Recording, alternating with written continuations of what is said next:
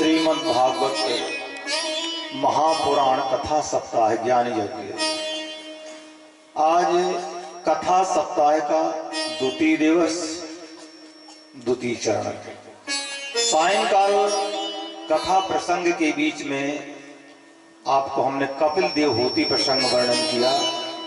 कपिल देव ने अपनी मां देवहूति को ज्ञान, भक्ति, वैराग्य, सांख्य योग सबका वर्णन करके मां को सुनाया। इसके बाद में जो देवहूति की 9 कन्या हुई, उनमें से अनुसुईया नाम की जो कन्या थी, उनका विवाह अत्रि से हुआ। वो कथा वर्णन करके सुनाया कि तीनों देवता ब्रह्मा, विष्णु, महेश उनके पुत्र बन करके क्यों आए, ये कथा का वर्णन किया। अब आगे चल के वर्णन कर रहे राजन।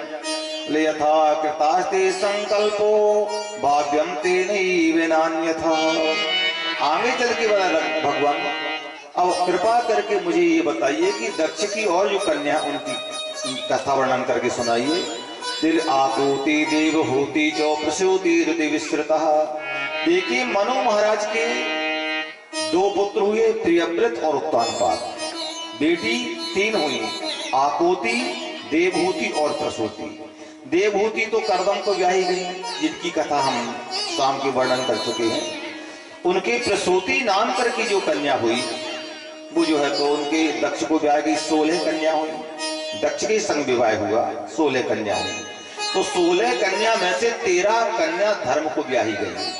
श्रद्धा, मैत्री, दया, शांति, क्या नाम होते थे पहले किसी का? श्रद्धा, दया, शांति, ऐसे नाम थे उनकी लड़कियों के।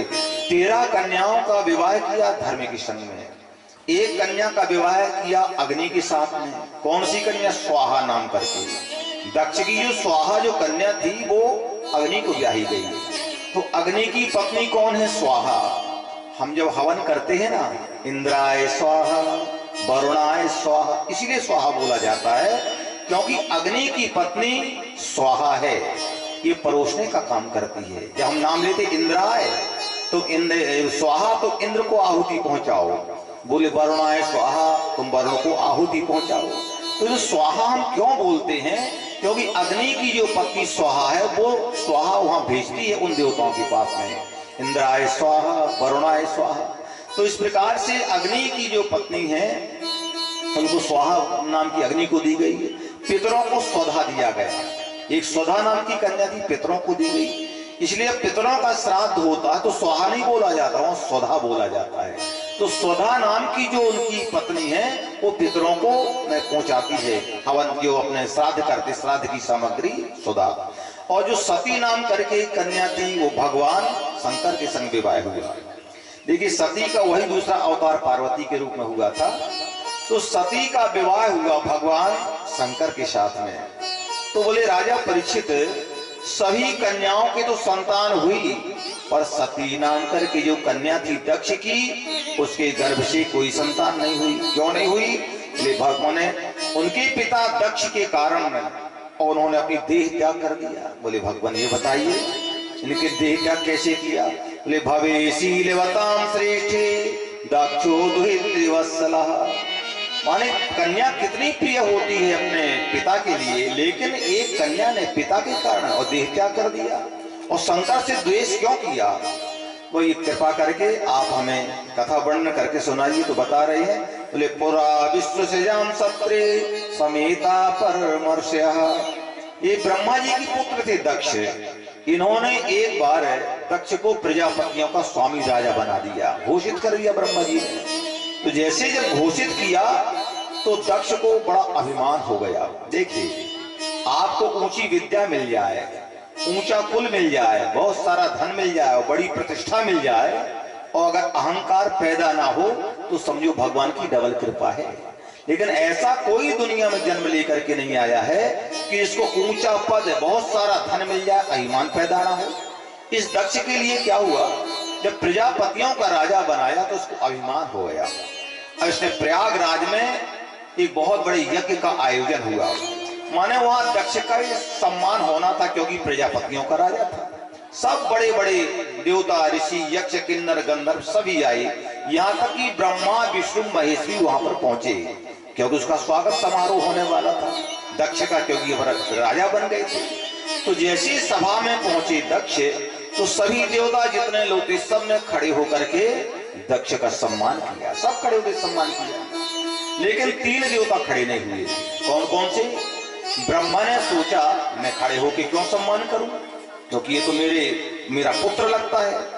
तो विष्णु ने सोचा जब ब्रह्मा का पुत्र है तो मेरा तो नाती लगता है, ब्रह्मा को तो मैंने ही पैदा किया है, तो ये मेरा नाती है तो सम्मान करूं। तो जब एक तरफ ब्रह्मा एक तरफ विष्णु बीच में बैठे भोले बाबा, ये जमाई थे उनके, तो उन्होंने सोचा जब आजू बाजू के लोगों ने खड़े होकर सम्मान नहीं किया तो मैं ही क्यों करूं, जबकि जमाई को सम्मान करना चाहिए। क्योंकि जमाई जो ससुर है वो पिता तुल्य होता है और सास होती है वो माँ की तुल्य होती है। राज पत्नी गुरु पत्नी मित्र पत्नी तथैव चो पत्नी माता स्वमाता चो पंचैती मातरा स्मृतः। ये 5 प्रकार की माताएं बताई गई हैं, जिसको हम सास कह दे पत्नी की माँ, वो भी माँ के बराबर बताई गई है। तो देखिए इनको सम्मान करना चाहिए भोले बाबा को। जब देखा कि जब आजू बाजू के लोग ही सम्मान नहीं कर रहे तो मैं क्यों करूं, तो जो अहंकारी व्यक्ति देखा चारों तरफ दृष्टि घुमा करके दक्ष ने कि सबने खड़े होकर मेरा सम्मान किया है, शंकर ने नहीं किया। भाई चलो ब्रह्मा तो मेरे पिता हैं, विष्णु मेरे बाबा लगते हैं, लेकिन शंकर मेरा जमाई होकर के इसने मेरा सम्मान क्यों नहीं किया। तो जैसे पहुंचे वहां पर सभा के बीच में श्रूयताम ब्रह्मर्षयो में सहदेवा सहाग्नया। देखिए जो अध्यक्ष होता है ना उसका भाषण सबसे बाद में होता है, पहले सबका हो जाता है, अंत में होता है। तो अब यहाँ खड़े होकर के सबसे पहले श्रूयताम में ब्रह्मर्षयो, सबके सब सभासद बैठे बोले इनका तो सबसे बाद में भाषण होना चाहिए, ये तो आते ही शुरू हो गए। क्या सुना रहे हैं? श्रूयताम ब्रह्मर्षयो में सहदेव सहाग्नया साधूनां बुभतो वृत्तम न ज्ञाना संवत्सरातो। बोले कई सब लोगों की सभा में यदि एक भी व्यक्ति असभ्य आ जाता है कोई सभा बिगाड़ देता है। अब देवताओं ने कहा, ऋषियों ने कहा भगवान असभ्य कौन आ गया यहाँ पर, इसको कौन सा असभ्य दिख रहा है। तो क्या कहता है भगवान शंकर के लिए, जितने सब देवता आए सबने मेरा सम्मान किया, लेकिन शंकर ने मेरा सम्मान क्यों नहीं किया। देखिए जब अहंकारी व्यक्ति कहीं जब जाता है ना तो पहले यही देखता है कि मेरा किसने सम्मान किया किसने नहीं किया। लेकिन जो व्यक्ति सम्मान ज्यादा चाहता है हर जगह उसका सम्मान बहुत कम होता है, और जो सम्मान नहीं चाहता उसकी दुनिया सम्मान करती है। इस प्रकार से बोले क्या कहते हैं, बोले शंकर के लिए बोल रहे, बोले तुमको मालूम नहीं है असभ्य कौन आ गया यहाँ पर। बोले भगवान शिव को लिए बता रहे, शंकर के लिए। बोले ये भगवान इसका जमाई होकर के असभ्य बोल रहा है। बोले माल चिता भस्म करता स्नान, एक तो चिता की भस्म लगाता है, ये प्रेतों के संग रहता है, और जो है तो वहां पर ये क्या करता है चिता की भस्म लगाता है, शमशान में रहने वाला है। तो जब गाली पर गाली देने लग गया तब लोगों ने कहा उस समय ध्यान नहीं आया तो जब शादी तुमने किया था क्यों विवाह किया बेटी का। बोले वो तो अपने पिता ब्रह्मा के कहने से मैंने शादी कर दिया। कहा तो मेरी बेटी मृगलोचनी जिस मृग के समान नेत्र हैं, और ये जो तो मरकट लोचन माने बंदर के समान नेत्र हैं। अब गाली पर गाली जब देने लग गया ये, उस समय नंदीश्वर से नहीं रहा गया, उड़ के खड़े हो गए। भगवान शंकर ने बोले अरे दक्ष तो ये शर्म नहीं आती है, तो शंकर को गाली दे रहा है। शंकर ने सामने बोले बैठ हल्ला मत करो, अभी बैठ गए। अब जब गाली देने पर भी शंकर नहीं बोले तब साप देना प्रारंभ कर दिया। अयं तु देव यजनो इंद्रोपेन्द्रादिभिर्भवा सहभागम न लभताम देवै देव गणाधमा। आज के बाद में शंकर को यज्ञ में कोई भाग मिलेगा ही नहीं, जो साप पर साप देना आरंभ कर दिया। देखिए तब भी शंकर नहीं बोले। लड़ने वाले व्यक्ति का एक स्वभाव होता है, जो लड़ने वाले होते हैं ना कोई बहाना जरूर ढूंढेंगे। वो एक पति पत्नी थी दोनों, तो जो पति था वो इतना दुष्ट था कि बात बात में पत्नी को मारता पीटता था। वो जो भोजन बनाए घर में, अगर पूड़ी बनाए तो रोटी मांगे, रोटी बनाए तो पूड़ी मांगे, जो भोजन बनाती थी वो नहीं दूसरा ही मांगता और पिटाई करने लग गया। बेचारी इतनी दुखी हो गई, क्या करूं। एक संत के पास ही, महाराज मेरे पति बड़े क्रोधी हैं, बात बात में झगड़ा करते हैं, बात बात में मारते पीटते हैं। बोले क्यों। बोले जो भोजन बनाती हूँ दूसरे ही भोजन मांगते हो, मार पिटाई करते। बेटा एक काम करना, जितने प्रकार का तुम भोजन बना सकती हो, जितने प्रकार का तुम्हारा पति भोजन करता है, सब भोजन बना देना कर। देखता है क्या करता है। उसने क्या काम किया, दाल चावल कढ़ी सब्जी रोटी पूरी सब बना लिया, खीर भी बना लिया। भोजन करने बैठा, जैसे सामने रोटी लेके गई, बोली पूड़ी क्यों नहीं बना, जो मारने को तैयार हो। बोली पूड़ी भी बनी हुई है, सामने पूड़ी रख दिया। बोले लड्डू क्यों नहीं बना, बोले लड्डू भी बने। बोले खीर, आप जो जो मांगे वही सामने भोजन रख दिया उस बेचारी ने। अब भोजन किया, बोले आज का दिन तो बेकार चला गया। बताओ दुष्टों का स्वभाव देखिए। बोले आज का दिन तो बेकार चला गया, कोई बहाना नहीं मिला पत्नी को पीटने के लिए। उसे कब एक बहाना है क्या, यदि अंदर चारपाई डालेगी तो मैं बोलूंगा बाहर क्यों नहीं बिछाया। बोले हम सोना चाहते हैं, पलंग तैयार। बोले हाँ बैठ, पलंग कमरे में पड़ा हुआ है। जो मारने को तैयार हुआ, बाहर क्यों नहीं डालो, बाहर भी पड़ा हुआ है। अब जा करके लेट गया, आसमान के तारे गिनने लग गया। भगवान पूरा दिन बेकार चला, तो सोना ही है। अब उसने देखा कि जब बाहर लेटा हुआ था तो आकाश गंगा दिखती थी कभी धारा से सफेद सफेद वो। तो पत्नी को बोला, बोले इधर आओ। बोले क्या बात है।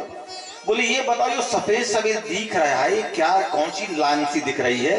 उस बेचारी को क्या मालूम कि आकाश गंगा है। उसने कहा स्वामी मैंने सुना देवताओं की सड़क है सड़क, इससे देवताओं के रथ जाते हैं, हाथी घोड़े सब निकलते हैं। जब उसने कहा कि ये देवताओं की सड़क है, जो पिटाई करते करते अधमरा कर दे, तो ये शर्म नहीं आती है। तूने देवताओं की सड़क के नीचे मेरा पलंग डाल दिया। अरे देवता रथ जाते होंगे, घोड़े जाते, कोई काज गिरेगा मेरे ऊपर तो मैं मर के समाप्त हो जाऊंगा। ऐसे दुनिया के लोग भाई, ऐसे स्वभाव जिनका होता है। तो दक्ष जब गाली पर गाली दे रहा था, भगवान कुछ नहीं बोले शंकर। तब इसके बाद में एक दूसरे को साथ देना आरंभ कर दिया। आज नंदीश्वर से नहीं रहा गया। नंदीश्वर ने कहा जिस मुख से तू शंकर को गाली दे रहा था, गर्दन कट जाएगी, बकरी की गर्दन लगेगी। अब जब एक दूसरे को साफी होने लगी, भगवान शंकर ने कहा भगवान ये स्वागत समारोह हो रहा है कि ये साफ समारोह चल रहा है। उन्होंने कहा अब यहाँ रहना ठीक नहीं, हमारी वजह से सब झगड़ा फसाद हो रहा है। सब अपने नंदीश्वरों गणों से कहा भाई ये काम को चलो कैलाश, अब यहाँ रहने लायक नहीं, क्योंकि हमारे पीछे सब झगड़ा हो रहा है। जब भगवान शंकर चले, सभी गण चल दिए। उन्होंने सती से कहा देखो सती, तुम्हारे पिता का यज्ञ है, तुम्हें रुकना है रुको, नहीं चलो मेरे साथ। उन्होंने कहा स्वामी मैं यहाँ क्या करूंगी, आपके साथ चलती हूँ। आज सती को लेके भगवान शंकर आ गए कैलाश में। देखिए भगवान शंकर तो भूल गए, पर दक्ष नहीं भूला। अब अपने उसका बदला लेने के लिए एक यज्ञ का आयोजन और किया। कहां पर, हरिद्वार में, कनखल में। उस यज्ञ का उद्देश्य क्या था, इस यज्ञ का उद्देश्य केवल शंकर के अपमान करने के लिए ही यज्ञ कर रहा हूं। अब आप विचार करिए, जिस यज्ञ का संकल्प ही अच्छा ना हो, कोई यज्ञ कभी सफल हो सकता है क्या। हम कोई भी यज्ञ करते हैं, कोई भी धार्मिक अनुष्ठान करते हैं, कहीं भी जाते हैं, भगवान के सामने भी यदि हम जाए तो एक ही प्रार्थना करें, सर्वे भवन्तु सुखिनः, सर्वे सन्तु निरामया, सर्वे भद्राणि पश्यन्तु, मां कश्चित् दुःखभाग् भवेत्। कहीं भी कोई भी आप पूजा पाठ करें, कोई धार्मिक कार्य करें, चाहे भले एक माला जप करें, बस भगवान से यही प्रार्थना करिए, सर्वे भवन्तु सुखिनः, हे प्रभु सब सुखी रहें, सब निरोगी रहें। तो उस जाप का फल आपको 1000 गुना फल मिलता है, अगर ये भावना आपके अंदर है। ऐसी भावना नहीं रखना चाहिए कि मेरे अमुक शत्रु का ये नुकसान हो जाए, इसका ये कभी भावना नहीं होनी चाहिए। तो आज इसके यज्ञ का उद्देश्य देखिए, इसका उद्देश्य है कि शंकर का अपमान करना। जिस यज्ञ का उद्देश्य ही गलत हो, यज्ञ सफल होगा कैसे। इसने क्या काम किया, दूसरा यज्ञ में सभी को निमंत्रण दिया, यक्ष किन्नर गंधर्व सभी देवताओं को निमंत्रण दिया, पर भोले बाबा को कोई निमंत्रण नहीं है। यह देखिए पहले जब यज्ञ होते थे ना, तो देवता प्रत्यक्ष आकर के अपना अपना भाग स्वीकार करते थे। सबके लिए सब देवता आए, अपने आसन पर बैठ रहे। 2 आसन इनके, ब्रह्मा विष्णु के भी आसन है, शंकर के लिए कोई आसन नहीं था। अब देखा कि सवेरे से अब देवताओं की जो विमान बस वही कैलाश के ऊपर से जा रहे, कहां, दक्ष के यज्ञ में जानबूझ के जा रहे। देवताओं को मालूम था कि समय दक्ष शंकर से नाराज है, निमंत्रण नहीं दिया होगा, तो चलो वहीं से चले। कुछ लोगों की आदत होती है ना, अगर 2 लड़ते हो तो और नमक मिर्ची डालने की आदत होती है, और लड़ाई जिससे हो इनकी, तो जानबूझ करके देवता कैलाश के ऊपर से जा रहे हैं। होते ना लोग लड़ाई झगड़ा शौक नहीं करते, और ऐसी घी की आहुति डालेंगे उसमें कि और लड़ाई बढ़े जो है, ये देवता सब कर रहे हैं। तो जब कैलाश के ऊपर से सुबह से विमानों की लाइन लगी थी तो सती ने देखा इतने विमान कहाँ जा रहे हैं।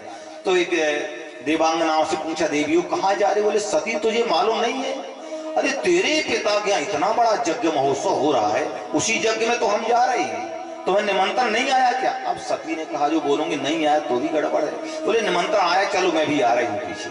अब मालूम पड़ा सती के लिए कि मेरे पिता के यहाँ इतना बड़ा यज्ञ महोत्सव है, ऐसी संसार में कौन लड़की होगी कि जिसके पिता के घर में इतना बड़ा यज्ञ का आयोजन हो और उसकी जाने की इच्छा ना हो।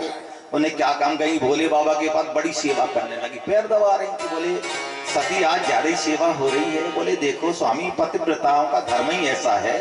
उन्हें कहा ज्यादा ही धर्म निभा रही हो, आज पैर दबा रही। बोले हाँ जरूर कुछ ना। देखिए अगर पत्नी अचानक ज्यादा सेवा करने लग जाए, ज्यादा ख्याल रखने लग जाए तो निश्चित समझो कि कोई ना कोई काम उसका जरूर होगा। तो उन्हें कहा बताओ देवी क्या बात है? बोले प्रजापति ससुरस्य सांप्रतम। देखिए सती की भाषा शैली देखिए क्या कह रही हैं। लड़कियां मालूम मायके की बड़ी प्रशंसा करती, मेरे पिता के यहाँ, मेरे बाप के यहाँ, ऐसा बड़े फूल बड़े से बोलती हैं। लेकिन आज सती क्या कह रही हैं? बोले प्रजापति ससुरस्य सांप्रतम निर्यापितो यज्ञ महोत्सवः किलो प्रजापतिस्ते ससुरस्य सांप्रतम। ये नहीं कहा कि मेरे पिता के घर में, बोले प्रजापति थे ससुरस्य, आपके जो ससुर हैं दक्ष, यानी मेरे पिताजी।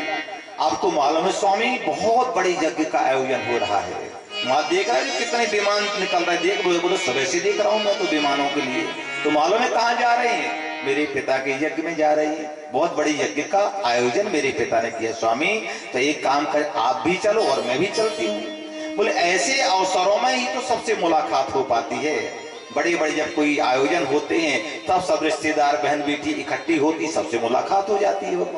तो देखिए मेरी बहनें भी आएंगी, मेरे बहनोई भी आएंगे। बोले विवाह के बाद आज तक मेरी बहनों से मुलाकात नहीं हुई स्वामी, इस अवसर में सभी आएंगी, वहां चलो, आप भी चलो, हम भी चलते हैं, सब रिश्तेदारों से मुलाकात हो जाएगी। तो भोले बाबा ने कहा देवी एक बात बताओ, तुम्हारे पिता के घर से निमंत्रण आया कि नहीं आया? बोले निमंत्रण तो नहीं पहुंचा, भेजा जरूर होगा, क्योंकि आजकल डाक की कभी कभी गड़बड़ हो जाती थी ना पहले, अब तो फोनों से काम चलने लग गया। तो बोले भेजा तो जरूर होगा पर पहुंचा नहीं है निमंत्रण। बोले देवी तुम्हारे पिता ने निमंत्रण नहीं दिया। बोले नहीं स्वामी। देखिए अब क्या कह रही स्वामी, आपको मालूम है? बोले पिता के घर में यदि कोई उत्सव हो रहा हो और पिता गलती से निमंत्रण देना भूल गया हो तो बिना निमंत्रण के भी जाना चाहिए। भोले बाबा ने कहा मुझे मालूम है, जो निमंत्रण देना भूल गया हो उसके यहाँ तो जाना चाहिए, और जो जानबूझ के ना दिया हो ऐसी जगह कभी नहीं जाना चाहिए। बोले आवत ही हर से नहीं नैनन नहीं सने, तुलसी वहां न जाइए कि कंचन वर्षे में। देखो देवी गुरु के यहाँ और पत्नी पिता के घर में बिना निमंत्रण के भी जाना चाहिए। यदि निमंत्रण देना भूल गई हो, वो तो मालूम है सती मुझे भी, पर जो निमंत्रण जानबूझ के ना दिया हो तो ऐसी जगह कभी नहीं जाना चाहिए। देखिए जहां जाने पर सामने वाले का हृदय गदगद हो जाए, प्रसन्न हो जाए, वहां तो जाना चाहिए। और हम पहुंचे जो सामने वाले की दृष्टि पे की छाती में आग लग गई, कहां से आ गए ये, तो ऐसी जगह कभी नहीं जाना चाहिए। तो सती कहती देखो स्वामी पिछले यज्ञ में आपसे ही तो गलती हुई है, क्या हुआ? अगर खड़े होके तुमने मेरे पिता को प्रणाम कर लिया होता, सम्मान किया होता, तो झगड़ा ही काय को होता। भगवान शंकर बोले सती पक्ष तो अपने पिता का ही करोगी ना, एक घेटू पेट की ओर तो झुकेंगी। तुमको मालूम है तुम्हारा पिता अहंकारी अभिमानी था, मैंने हृदय से प्रणाम किया तुम्हारे पिता को, नहीं समझा। अब सती कहती देखो स्वामी आप जाओ चाहे मत जाओ, मैं तो जरूर जाऊंगी, आप मुझे आज्ञा दीजिए। भोले बाबा ने आज्ञा नहीं दिया। अब सती मन में विचार करती है कि बिना पति की आज्ञा की जाना नहीं चाहिए। इधर पिता का प्रेम खींच रहा है, इधर जो है तो पति की आज्ञा, तो बार बार बाहर निकलती है। फिर मन में सोचती है कि नहीं बिना पति की आज्ञा के नहीं जाना चाहिए। लौट के फिर प्रणाम किया, भोले बाबा आप भी चलो मैं भी चलूं। अंत में सती ने निर्णय कर लिया कि मेरे पति मुझे आज्ञा दें और चाहे कभी न दें। देखो सती बार बार बाहर बार बार अंदर, ऐसा मालूम पड़ता जैसे दो सती हों। अब उन्होंने निर्णय कर लिया कि मेरे पति मुझे आज्ञा दें अथवा ना दें, मैं तो जरूर जाऊंगी। जब जाने को तैयार हुई तो भगवान शंकर समझ गए, हुई है सोई जो राम रचि राखा, को करी तरक बढ़ा वही शाखा। भगवान शंकर ने कहा अब तो जो कुछ परमात्मा ने लिखा वो तो होना ही है, व्यर्थ में वार्तालाप करने से कोई मतलब नहीं है। जो हुई है सोई जो राम रचि राखा, को करी तरक बढ़ा वही शाखा। अब भगवान शंकर समझ गए कि सती के शरीर में मृत्यु नाच रही है, यह जिंदा आने वाली नहीं है। क्यों? क्योंकि मेरा वह अपमान होगा और मेरी पत्नी सती कभी उस अपमान को बर्दाश्त नहीं कर सकती है, तो अब सती आने वाली नहीं है। तो उन्होंने कहा, शंकर ने अपने गढ़ों से नंदीश्वर से बोले सती यज्ञ में जा रही पिता के यहाँ, सब जितने देवता देवांगना आएंगे सब विमान में बैठ के, मेरी पत्नी पैदल थोड़ी जाएगी, जाओ छोड़ के आओ। और जितने उनके वस्त्र आभूषण थे सब दे दिया नंदीश्वर को, साथ में ले जाओ, अब लौट के आने वाली नहीं है। जैसे पहुंचे जाकर के बोले, माँ सती आप पैदल जाएंगी, हमारे रहते आप सवार हो जाइए। अब जितने भी गण सब पीछे आ गए, कुछ और गण थे, बोले माता जी हम भी चलें, बोले आप भी चलो, जिसको सब चल दिए। अब सती जब वहां से चली और जाकर के अपने पिता के यज्ञ में पहुंची हरिद्वार में, तो जितने लोग मिले वहां पर, तो सती ने देखा जब भी मैं आती थी यहाँ पर तो जितने लोग मिलते मुझको मेरा सब सम्मान करते थे, लेकिन आज किसी ने बात नहीं किया, ताऊ जी प्रणाम, चाचा जी प्रणाम, लेकिन कोई दृष्टि उठा के सती को नहीं देखा। सती ने कहा क्या कारण है? जब मैं पति के साथ आती थी लोग कितना मेरा सम्मान करते थे, आज बिना पति के आई हूँ। देखिए नारी का बिना पति के सम्मान दुनिया में कहीं हो ही नहीं सकता, ध्यान रखना है आप। उसका सम्मान जो है वो पति के कारण ही होता है।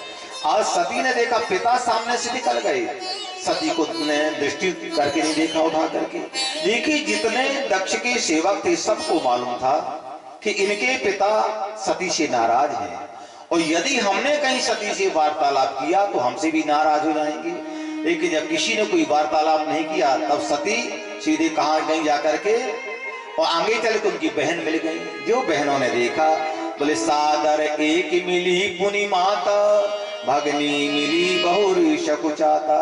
देखिए जब बहनें मिली तो क्या कह, सती तुम आ गई, इसका मतलब तुम्हें निमंत्रण नहीं गए, बिना निमंत्रण के आ गई। बोले सती तुम नहीं आई तो हमको बड़ा दुख लग रहा था, तुम आ गई, हमें बड़ी प्रसन्नता हुई। पर एक बात बताओ, तुम जो हमारे जीजा जी हैं भोले बाबा, ये कपड़े पहनना सीखा कि नंगे धड़ंगे घूमते रहती, मान ऐसी ऐसी बातें बोल रही हैं कि सती को तीर के समान चुभ रही है। इधर पर कहती हैं कि सती तुमको बिना निमंत्रण के तुम आ गई।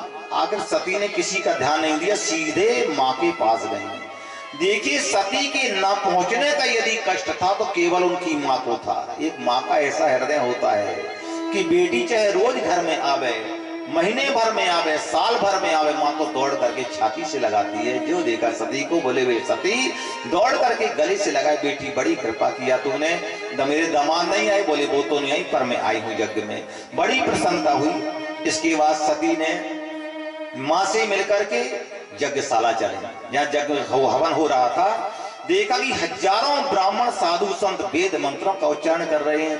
बोले आ ब्रह्म घोषोर जित यज्ञ वै ससम, विप्रर्षिजुष्टम विबुधैश्च सर्वसः।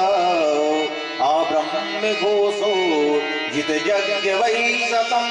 बड़े बड़े विद्वान ब्राह्मण वेद मंत्रों का उच्चारण कर रहे हैं, यज्ञ हो रहे हैं, सब जो है तो सब देवता बैठे हैं। जो देखा कि उस यज्ञ में सोने की वेदियां बनी हैं, सोने के सिंहासन सब देवताओं को रखे हुए, सब देवता अपने अपने स्थान पर बैठे हुए हैं। केवल दो जगह खाली हैं, दो आसन, किनके, एक ब्रह्मा का एक विष्णु का, वो नहीं गए उस यज्ञ में। और देखा कि शिवजी शंकर के लिए कोई भी स्थान नहीं था। तब सती को बड़ा दुख हुआ, मेरे स्वामी आते चाहे कभी ना आते, कम से कम उनके लिए आसन तो होना चाहिए।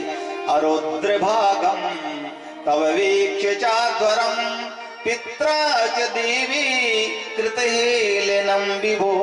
अरुद्र भागम, जो देखा सती ने कि मेरे पति आते यज्ञ में चाहे नहीं आते, कम से सबको आसन रखे, सबके ब्रह्मा का नाम लेकर आसन, विष्णु का नाम आसन, इंद्र का, सबके नाम लेके उस आसन रखे हुए, लेकिन शंकर को कोई आसन नहीं। तब देखा सती को इतना कष्ट हुआ और सीधे पिता के पास में गई। बोले पिता यद्यक्षरम नाम गिरेरितम नृणाम, अरे मेरे स्वामी का 2 अक्षर का नाम शिव, जो एक बार शिव नाम ले लेता उसके सारे पाप का भस्म हो जाते, उस जीव का कल्याण हो जाता है। तो मेरे स्वामी का अपमान कर रहे हो। और आज मेरे स्वामी मुझे दाक्षायणी कहते हैं, दक्ष की बेटी। मैं मन में सोचती ऐसे कम वक्त पिता से जन्म लेकर के आई जो मेरे स्वामी का अपमान कर रहा है। अब उसने विचार किया कि अब ये शरीर लेकर के मैं अपने स्वामी के पास नहीं जा सकती, क्योंकि मेरे स्वामी ने मना किया। मैं यज्ञ में आ गई, अब मैं लौट के नहीं जाऊंगी। बोले हरि हरे निंदा सुनई जुकाना, पाप होए गौ घात समाना। देखिए भगवान की निंदा, शंकर की निंदा कोई करता हो, भगवान नारायण की निंदा करता हो, गुरु की निंदा करता हो, तो अगर वो निंदा सुनता है कोई सामने वाला तो गौ हत्या के बराबर दोष लगता है। यदि आप में शक्ति तो जीभ निकाल के फेंक दो, आपको कोई पाप नहीं है। जो विष्णु की निंदा करे, शंकर की, गुरु की, और यदि वो सामर्थ्य नहीं है तो कान बंद करके वहां से निकल जाओ या वहीं प्राण छोड़ दो। तो सती ने सोचा कि लौट करके अब मैं क्या अपने पति के पास जाऊंगी, अभी सही लेकर के मैं नहीं जाऊंगी। गोत्रम त्वदीयम भगवान वृषध्वजो दाक्षायणी त्याहि यदा सुदुर्मना, गोत्रम त्वदीयम। आज सती ने निश्चय कर लिया कि अब मैं इस शरीर को लेकर के अपने पति शंकर के पास नहीं जाऊंगी। इतना क्रोध आया सती के लिए कि सती ने स्नान करके पीले वस्त्र धारण किया और जो ध्यान लगा करके बैठी अपने स्वामी का चिंतन किया, और योग अग्नि, जो पैर की अंगूठी से अग्नि लगी और देखते देखते पूरी शरीर जल करके भस्म हो गया। बोले सद्या प्रज्ञाल समाधि अग्निना, जो जल के समाप्त को चारों तरफ हाहाकार मच गया। लोग दक्ष को गाली दे रहे थे कि इनकी बेटी आई, सम्मान नहीं किया। आज पिता के कारण सती ने देह त्याग कर दिया। देखिए सती तो जल करके भस्म हो गई। अब नारद जी ने सोचा कि ये खबर भोले बाबा को मिलनी चाहिए कि क्या घटना हो गई, क्योंकि भगवान के संचार मंत्री हैं नारद जी। संचार मंत्री इधर की उधर खबर भेजने का काम नारद जी करते हैं। नारद जी पहुंचे कहां? भगवान शंकर के पास। भगवान शंकर समाधि में बैठी थी। अब नारद जी ने विचार किया समाधि से जगाऊंगा तो भोले बाबा कहीं नाराज ना हो जाए, तो क्या करे, बगल में बैठ करके वहां रोने लग गई। बोले भवो भवान्या निधिनम प्रजापति रसत्कृताया अभिगम्य नारदाद, भवो भवान्या। जो पहुंचे नारद जी रोने लग गए, नेत्र खुले। अब भगवान शंकर ने कहा नारद रो क्यों रही हो? बोले तुम तो आंख बंद करके बैठे रहते हो, दुनिया में कहा क्या हो रहा तुमको कुछ पता है? बोले क्या बात है नारद? बोले तुम्हें मालूम है दक्ष के यज्ञ में सती गई और जाकर के भस्म हो गई, समाप्त हो गई। जो भगवान शंकर ने सुना कि मेरी सती दक्ष के यज्ञ में जल के भस्म हो गई, तो इतना क्रोध आया कि अपनी जटा को लेके जो जमीन में देके मारा, तो वीरभद्र नाम करके गण उत्पन्न हो गया, जिसके लंबे लंबे नेत्र। जो देखा उन्होंने बोले कालार दृष्टो जुलदग्निमूर्धजा कपाल माली विविधोद्यतायुधा। जो देखा वीरभद्र को भगवान शंकर ने, वो वीरभद्र ने पहले प्रणाम किया। तम किम करोमि दिगणंत्यमाहो। वीरभद्र जो गण पैदा हुआ भगवान शंकर को प्रणाम किया। बोले भगवान आदेश करिए मुझे, आपने क्यों उत्पन्न किया मुझे? बोले जगदक्षम सयज्ञम जहिमत भटाना। बोले शीघ्र तुम यहाँ से जाओ और दक्ष के यज्ञ को समाप्त करो, दक्ष को भी समाप्त कर दो। जो आदेश के बोले आदेश प्रभु। अब वीरभद्र गण हजारों गणों को लेकर के जो चले जाए यज्ञशाला हरिद्वार की ओर। इतनी तो जितने भी भूत प्रेत सब चल दिए। अब भूत प्रेतों का सही तो हवा का होता है। जब भूत प्रेत चले तो ऐसी आंधी सी आई वहां पर कि जो देवता यज्ञ में बैठे थे, ऋषि मुनि बैठे थे, उनने देखा भैया इतनी आंधी कहां से आ रही है। तो इसे बोला कि लगता सायंकाल गैया जाती होंगी, लौट के आती होंगी, गोधूली का टाइम होगा। बोले भैया अभी तो गोधूली का टाइम हुआ नहीं है। एक समझदार था, उसने कहा जो सती का अपमान हुआ है उसी का परिणाम सामने आ रहा है। अब जैसे क्या देखा वहां पर, इसके पश्चात में जैसे जितने भूत प्रेत पिशाच, जितने भगवान शंकर के गण चारों तरफ से सबको घेरी। जब देवताओं ने देखा अब तो गड़बड़ है भैया, यहाँ पर जो भागने को देखा उन्होंने, तो वीरभद्र ने सबको घेर के बोले यहीं बैठ के जा नहीं सकते कोई। अब जितने देवता सब जाकर के यज्ञ विध्वंस कर दिया, ध्वजा तोड़ दिया, यज्ञशाला खत्म कर दिया और जाकर के देखा पूरे यज्ञ को तहस नहस कर दिया। इसके बाद में जो पार्वती सती के संग जो गए थे, उनने कहा बोले बहुत बड़ी कृपा क्या वीरभद्र आपका आगमन हो गया, इनने बड़ी पिटाई किया हमारी। कौन कौन ने किया बोलो? बोलिए जो भृगु जी हैं, लंबी लंबी दाढ़ी है ना, तो दाढ़ी हिला हिला करके और हमारे देख के हम पहुंच रहे थे, एक झटका लगाया, स्वाहा, दाढ़ी खत्म। इसके बाद जो है पूसा नाम करके जो थे, पूसा दांत काट काट के हंस रहे थे, बोले बहुत दांत निकाला, एक मुक्का दिया 3200 बाहर आ गए। और बोलो, और किसी क्या गड़बड़ किया? बोले किसी के नेत्र फोड़े, किसी के दांत तोड़, इतनी पिटाई देवताओं की हुई वहां पर। किसी का हाथ टूटा, किसी का पैर टूटा, किसी का सिर फूटा। अब जब दक्ष की गर्दन काटने लग गए तो दक्ष नहीं मर रहा था। क्यों? ब्राह्मणों ने वेद मंत्रों से उसको सुरक्षित कर दिया था। इसके पश्चात जो भोले बाबा का ध्यान किया, उस गर्दन को घुमाया धड़ से अलग, और कुंड में स्वाहा, दक्ष भी गए, जजमान भी गए। अब जब जजमान ही नहीं है तो यज्ञ कहां से होगा?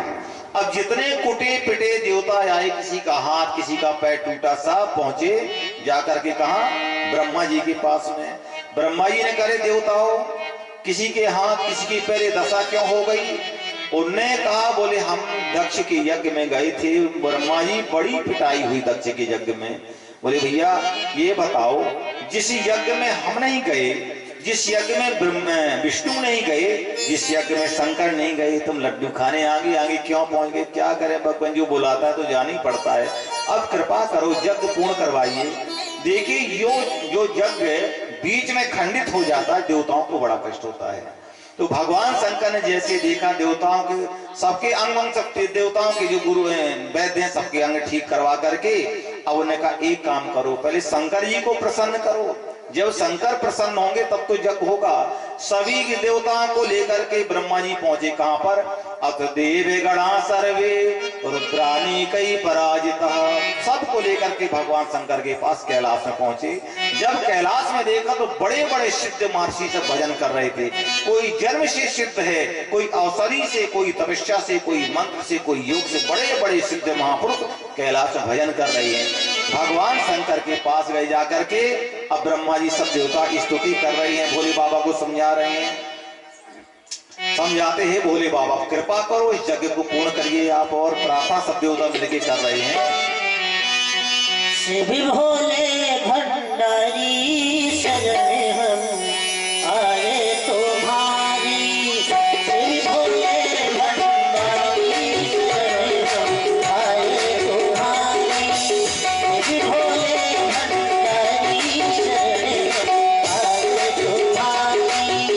शिव भोले भंडारी शरण हम आए तुम्हारी।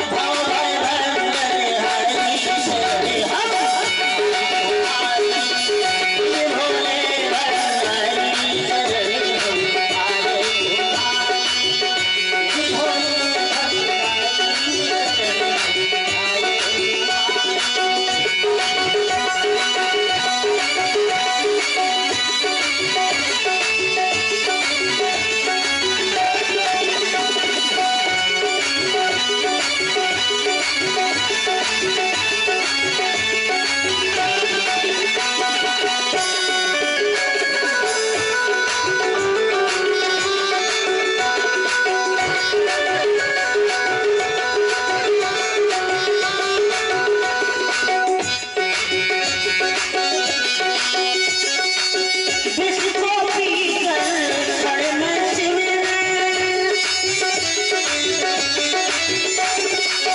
जिसको पीकर शिव जी ने छोड़ा जिसको पीकर शिव जी ने छोड़ा देवों की विपदा है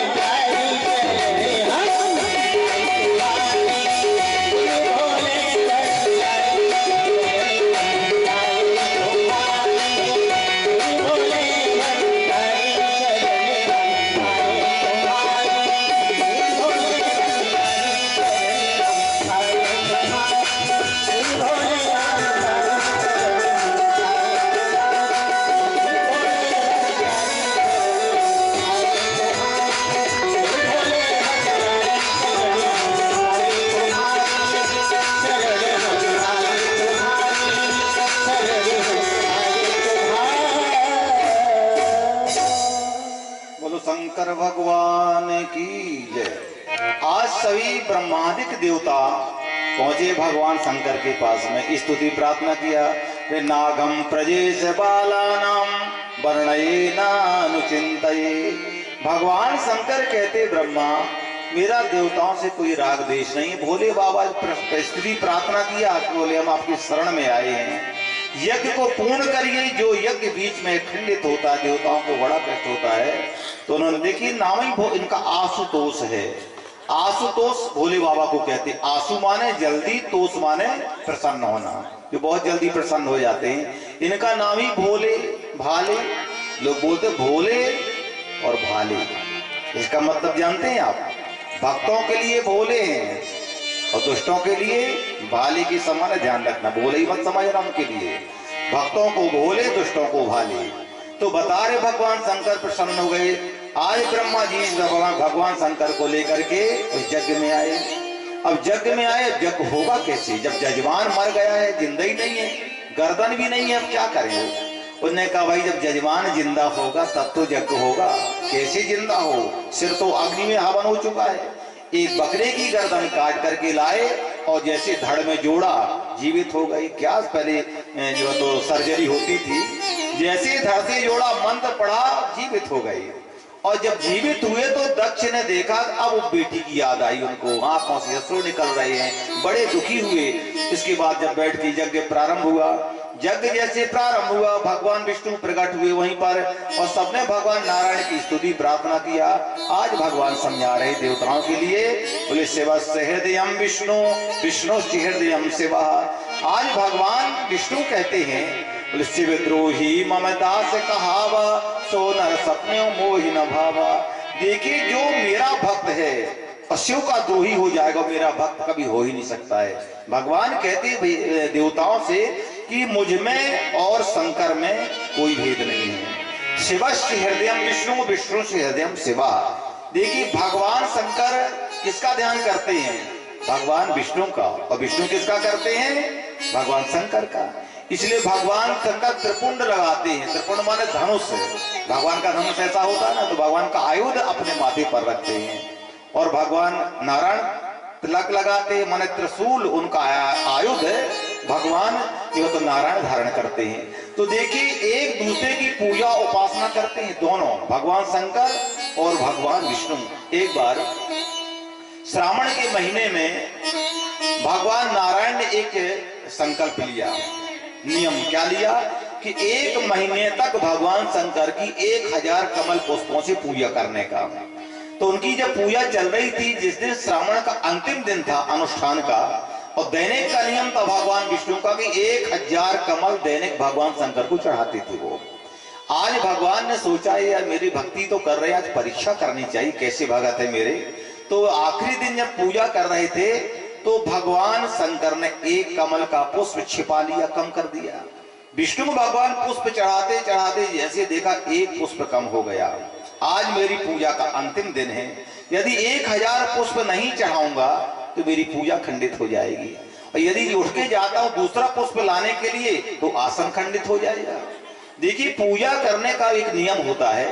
हम किसी देवी देवता की पूजा करने जब बैठते हैं ना, तो संपूर्ण सामग्री रख करके ही पूजा करनी चाहिए। ये नहीं कि हमने जल चढ़ाया, फूल तोड़ने बगीचे में चले गए, फूल लाके चढ़ाया, अगरबत्ती लेने दुकान चले गए, ये सब नियम नहीं है। पूजा की संपूर्ण सामग्री रख करके ही हमें देवी देवताओं की पूजा करना चाहिए। बीच में उठते तो आसन खंडित हो जाता है। तो शंकर आज भगवान विष्णु सोच रहे हैं कि यदि 1000 पुष्प नहीं चढ़ाऊंगा तो महीने भर की पूजा मेरी खंडित हो गई, और यदि उठ के जाता हूं तो मेरा आसन खंडित हो जाएगा, तो क्या करूंगा। तो भगवान विष्णु विचार कर रहे हैं। मेरे भक्त कहते हैं प्रभु आपके चरण कमल, हस्त कमल, मुख कमल, नेत्र कमल, इतनी उपमा भक्त देते हैं भगवान के लिए कि प्रभु आपके चरण कमल के समान, आपके चरण भी कमल हैं, हस्त कमल, मुख कमल, नेत्र कमल। जब मेरे शरीर में कमल ही कमल है तो क्यों ना एक कमल लेकर के शंकर को चढ़ा करके पूजा पूर्ण कर लूं। भगवान शंकर ने एक अपना नेत्र कमल निकाल करके, और जैसे भगवान शंकर को चढ़ाने लगे वही तीसरा नेत्र भगवान शंकर का दौड़ करके हाथ पकड़ लिए, शंकर प्रकट हो गई। जो भगवान के से आंख में हाथ रखा, आंख वैसी स्वस्थ हो गई, और आज भगवान प्रसन्न होकर के और सुदर्शन चक्र भगवान शंकर ने नारायण को दिया। बोले शिवश्री। तो ये दोनों एक दूसरे की पूजा करते हैं, नारायण शंकर की और शंकर नारायण की। तो आज सभी को समझा रहे हैं, शिवद्रोही मम दास कहावा। कोई भक्त मेरा भक्त होकर के और शंकर से द्वेष करे, वो मेरा भक्त कभी हो ही नहीं सकता, ना मैं कभी कृपा कर सकता हूँ। तो देखिए शिव में और विष्णु में कोई भेद नहीं। इस प्रकार से उन्होंने पूजा के संपन्न करवा करके और सब देवताओं को वहां से विदा कर दिया। वही सती का दूसरा जन्म हुआ पार्वती के रूप में। देखिए आज सती को देखिए, अपने पति का अपमान सहन नहीं किया उन्होंने, देह त्याग कर दिया।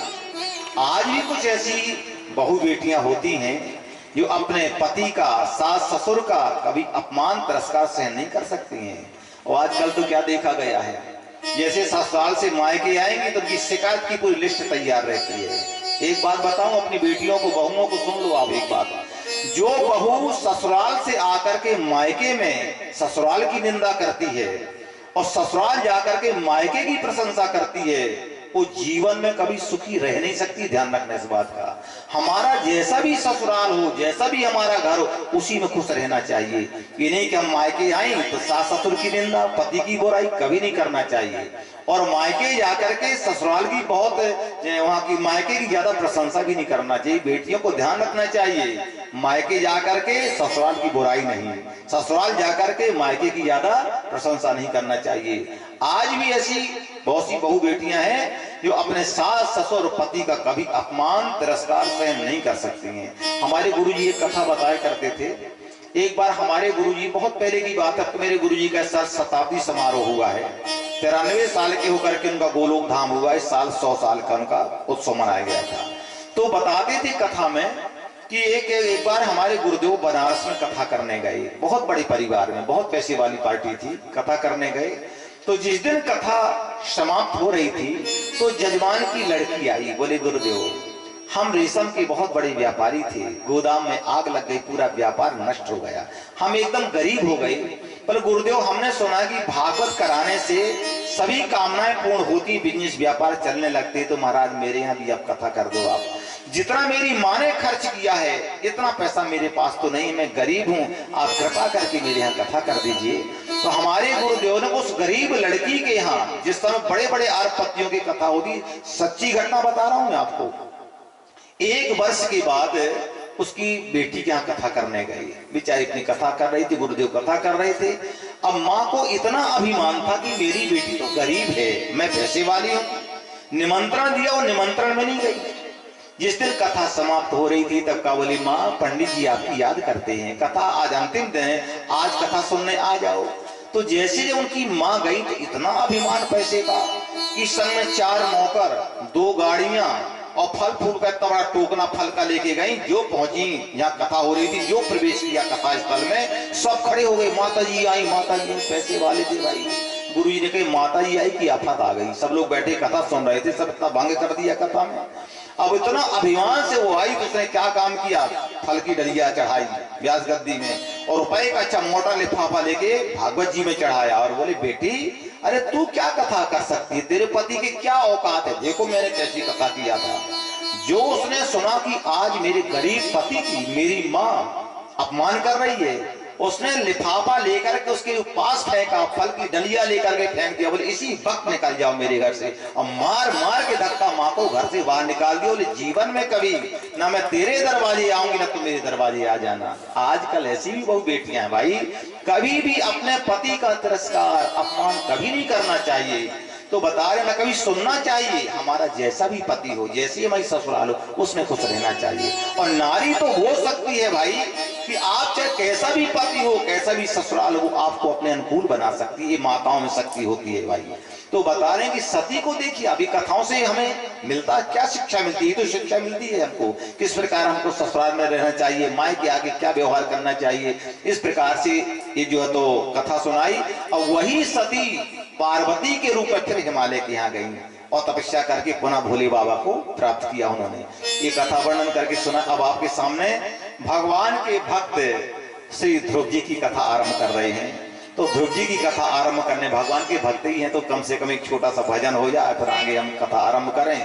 और कथा में हम इसलिए बीच बीच भजन करवा देते हैं कि श्रोताओं से तो भगवान की ऐसी कृपा के सभी सावधानी से कथा सुन रहे हैं। किसी को नींद आ जाए, कुछ आलस आ जाए, तो बीच में कीर्तन करने से चैतन्यता आ जाती है। अच्छा एक बात और बताएं, जब कीर्तन होता है ना, कीर्तन हम करते ताली बजाते हैं, ताली बजाते हैं ना, ताली जरूर बजाना चाहिए। देखिए कीर्तन करना, उसके बाद जयकारा बोलना, बोलते हैं बाद में कीर्तन के बाद जयकारा बोलते हैं। तो कीर्तन क्या है? जैसे हमारा घर मकान गंदा रहता है ना, तो झाड़ू लगा के कचरा इकट्ठा करते हैं और टोकरी में भर के बाहर फेंक देते हैं। इसी प्रकार तो कीर्तन रूपी झाड़ू से शरीर रूपी मकान में पाप रूपी कचरा को झाड़ झाड़ के इकट्ठा करके और जयकारा रूपी टोकरी से भर के बाहर फेंक देते हैं। तो इस प्रकार से एक छोटा सा भजन हो जाए, फिर आगे हम आपको कथा सुनाते हैं। वृंदावन बिहारी लाल की जय हो, भागवत महापुराण की जय हो। दया की दृष्टि मनमोहन, अगर ये बार हो जाए। दया की दृष्टि मनमोहन, अगर ये बार हो जाए। दया की दृष्टि मनमोहन, अगर दया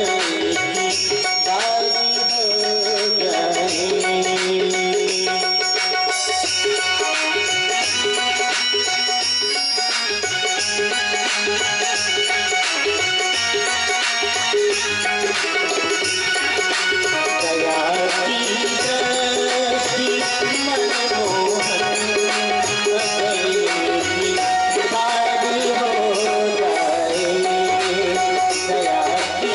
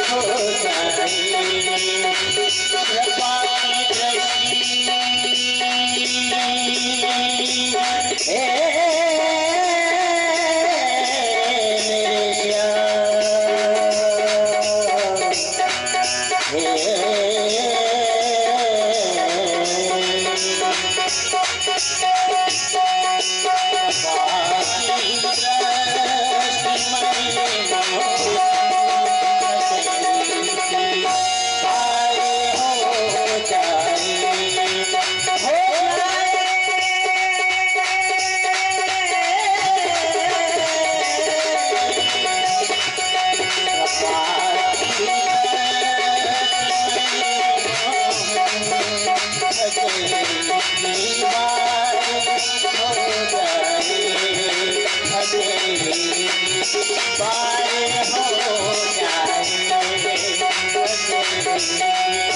बार हो जाए। बोल वृंदावन बिहारी लाल की। अब आपके सामने भगवान के छोटे भक्त जो 5 वर्ष के हैं उनकी ध्रुव जी की कथा सुनाने जा रहे हैं। अथाता कीर्तये वंशं पुण्य कीर्ते कुरुद्वा स्वयं भवस्यापि मनोहरे रंसांस जन्मना।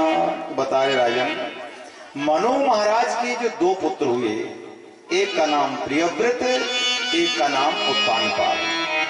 तो देखिए उत्तानपाद जो इनके मनु महाराज के पुत्र थे, उनकी 2 रानियां थी। एक का नाम था सुनीति, एक का नाम था सुरुचि। इसका मतलब जानते हैं, उत्तानपाद, हम सब लोग उत्तानपाद हैं। जितने जीव संसार में जन्म लेके आते हैं सब उत्तानपाद। उत्तान का मतलब जानते हैं, उत्तान माने ऊपर और पैर, पाद माने पैर। जिसके ऊपर पैर हो, सिर नीचे हो, उसको उत्तानपाद बोलते हैं। तो जीव मात्र उत्तानपाद है। क्यों? जब माँ के गर्भ में रहते हैं तो पैर ऊपर और सिर नीचे होता है, इसलिए सब लोग उत्तानपाद हैं। और जीव मात्र की 2 पत्नियां हैं, एक सुनीति और एक सुरुचि। सुनीति का मतलब यह है जो नीति पूर्वक जीवन चलाता है, उसका नाम है सुनीति। जो भोग विषय में जाते उसका नाम है सुरुचि। जो रुचि के अनुसार जीवन चलाते हैं वो सुरुचि है। तो बता रहे हैं कि देखिए, जिस समय महाराज उत्तानपाद की पहला विवाह हुआ, बड़ी रानी का नाम सुनीति है। बहुत समय हो गया, जब बड़ी रानी के गर्भ से कोई संतान नहीं हुई, तब बड़ी रानी ने कहा, भगवान इतना बड़ा साम्राज्य, चक्रवर्ती सम्राट हैं आप, इसका उत्तराधिकारी कोई नहीं है, आप दूसरा विवाह कर लें। राजा ने पहले तो मना किया, लेकिन जब रानी ने विशेष आग्रह किया कि भगवान इतना बड़ा साम्राज्य, इसका उत्तराधिकारी कौन होगा, विवाह कर लीजिए, तब राजा ने जब दूसरा विवाह किया, उस छोटी रानी का नाम क्या, सुरुचि। जब विवाह करके आए दरवाजे पर, जब वधू प्रवेश होने लग गया, तब छोटी रानी ने कहा, भगवान राजन, मैंने सुना है कि आपकी बड़ी रानी है। बोले हाँ है। तो आपको मालूम है कि एक महल में 2 रानी कभी रह नहीं सकती हैं, एक म्यान में 2 तलवार नहीं रह सकती। आप एक काम करिए, यदि मुझे इस महल में प्रवेश कराना चाहते हैं, ब्याह करके लाए हो, तो इस रानी को महल से निकाल के बाहर करो पहले, तब जाके प्रवेश करूंगा। इसलिए कहते बोले, कांटा बोरो बमूर को ओ बद रोटी घाम, सौत बुरी है चून की ओ साझे को काम। 4 काम बड़े बुरे होते हैं। कांटा बंबूल का बड़ा खतरनाक होता है, लग गया तो प्राणी ले लेगा वो। कांटा बुरो बबूर और बदरोटी काम, बदली वाली धूप भी बहुत कष्ट देती है। और सौत बुरी है चून की, आटे की भी सौत बना के रख दो, वो भी तुम्हारा भला नहीं करेगा। और साझे को काम माने पार्टनरशिप वाला काम, ये 4 काम बहुत गड़बड़ होते, कभी सफल नहीं होते हैं। तो जैसे बड़े राजा पहुंचे बड़ी रानी के पास, रानी आपके कहने से हमने विवाह तो कर लिया, पर छोटी रानी का कहना है कि बड़ी रानी को महल से बाहर निकाल दो। बोले राजन, यदि मेरे महल से निकलने में आपकी छोटी रानी खुश रहेगी तो निकल जाऊंगी। इतनी धर्मात्मा थी छोटी बड़ी रानी कि जो महल से निकाला तो उनको एक कुटिया में निवास दे दिया। महलों की रहने वाली रानी आज कुटिया में निवास दे दिया। तब जाकर के उसने प्रवेश किया महल के अंदर। देखिए बड़ी रानी के लिए व्यवस्था क्या थी, दैनिक 1 सेर आटा जाता था उनके लिए, उसमें भोजन बनाती, भगवान का भोग लगा करके साधु संत ब्राह्मण आते उनको भोजन कराती, जो बचे स्वयं पा लेती थी। ये क्रम था महाराज बड़ी रानी के लिए। महलों की रहने वाली रानी आज एक झोपड़ी में रह रही है और व्यवस्था मात्र 1 सेर आटा उनको जाता था। एक दिन क्या हुआ कि जब बड़ी रानी ने भोजन बनाया, भगवान को भोग लगाया, जब भोजन करने को तैयार होती हैं तो उसी समय भगवान स्वयं एक ब्राह्मण का भेष धारण करके आ गए। बोले रानी हम भूखे, हमें भोजन कराओ। तो जितना भोजन बना था वो साधु के रूप में जो भगवान आए थे पूरा का पूरा भोजन कर गई, रानी भूखी रह गई। दूसरे दिन फिर आटा आया, फिर भोजन बना, फिर भोग लाया, फिर भगवान पहुंच गए साधु के रूप में। इस प्रकार से 3 दिन तक रानी भूखे रह करके और अतिथि की सेवा किया। आखिर भगवान से नहीं रहा गया। तीसरे दिन भगवान प्रकट हो जाते। बोले रानी तुमने मेरी अतिथि की सेवा किया है। और अतिथि वैसी भगवान का रूप होता, वो स्वयं भगवान आए थे। मैं तुम्हारी सेवा से बहुत प्रसन्न हूँ देवी, तुम वरदान मांगो, क्या चाहिए। देखिए बड़ी रानी का हृदय तो देखो, आप क्या वरदान मांगती है। बोले भगवान, यदि आप मुझे वरदान देना चाहते हैं तो यह वरदान दो, हमारे राजा की जो छोटी रानी है उसके गर्भ से पुत्र हो जाना चाहिए। भगवान की आंखों में आंसू आ गए, बाहरी रानी देखो तो सही, जिस रानी को महल से बाहर निकाल दिए, दासी के बराबर भी इज्जत नहीं है, उस छोटी रानी के लिए वो पुत्र मांग रही है। भगवान ने कहा देवी तुमने मांगा, उसको पुत्र तो जरूर होगा, लेकिन उसके पहले तुम्हारे पुत्र होगा। देवी बोले मेरे स्वामी तो कभी आते नहीं है। बोले आप चिंता मत करिए। इतना कह के भगवान चले गए। देखिए जब दूसरे का भला आप सोचोगे तब आपका लाभ होगा, ध्यान रखिए आप हमेशा इसकी बिल्कुल सूत्र समझ लीजिए, ध्यान रखिए आप जीवन में दूसरे के प्रति हमारे अच्छे भाव होंगे, उसके प्रति अच्छा सोचेंगे, तब परमात्मा हमारे ऊपर कृपा करता है। आज दासी के बराबर भी इज्जत सम्मान नहीं, महल के बाहर निकाल दिया, फिर भी वो रानी अपनी सौत के लिए बेटा मांग रही है। तो भगवान ने कहा पहले तुम्हें बेटा होगा, आखिर मिला उसका वरदान उसके लिए।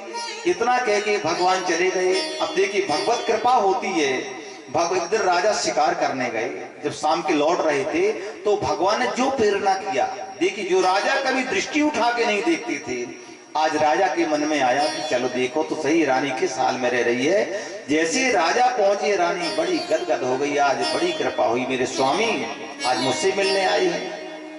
राजा आज रानी के पास ठहर गए। उसी दिन भगवान के परम भक्त ने और बड़ी रानी के गर्भ में प्रवेश किया।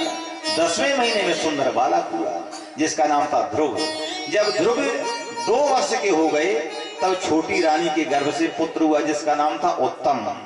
दोनों बच्चे धीरे धीरे बड़े हुए। ध्रुव की उम्र 5 वर्ष की, उत्तम की उम्र 3 वर्ष की। लेकिन ध्रुव तो बड़े संस्कारी बालक थे, क्योंकि माँ के संस्कार ही ऐसे थे। जिसकी माता पिता संस्कारी होंगे, बच्चा तो संस्कारी होगी ही। और विशेष करके माताओं का बड़ा योगदान रहता। क्यों? क्योंकि आदि गुरु बच्चे की माँ होती है। माँ जैसे संस्कार डालेगी वही संस्कार बच्चे पर पड़ेंगे। माँ चाहे तो बेटे को संत बना सकती है, माँ चाहे तो विद्वान बना सकती है, और माँ चाहे तो डाकू बना सकती है। ये प्रारंभिक गुरु माँ होती है। ऐसे संस्कार थे माँ के, ऐसे संस्कारी बालक थे। अब एक बार सब बालक आपस में खेल रहे थे। उत्तम भी खेल, उत्तम तो चंचल था क्योंकि माँ ने संस्कार ही नहीं दिए ऐसे अपने बेटे के लिए।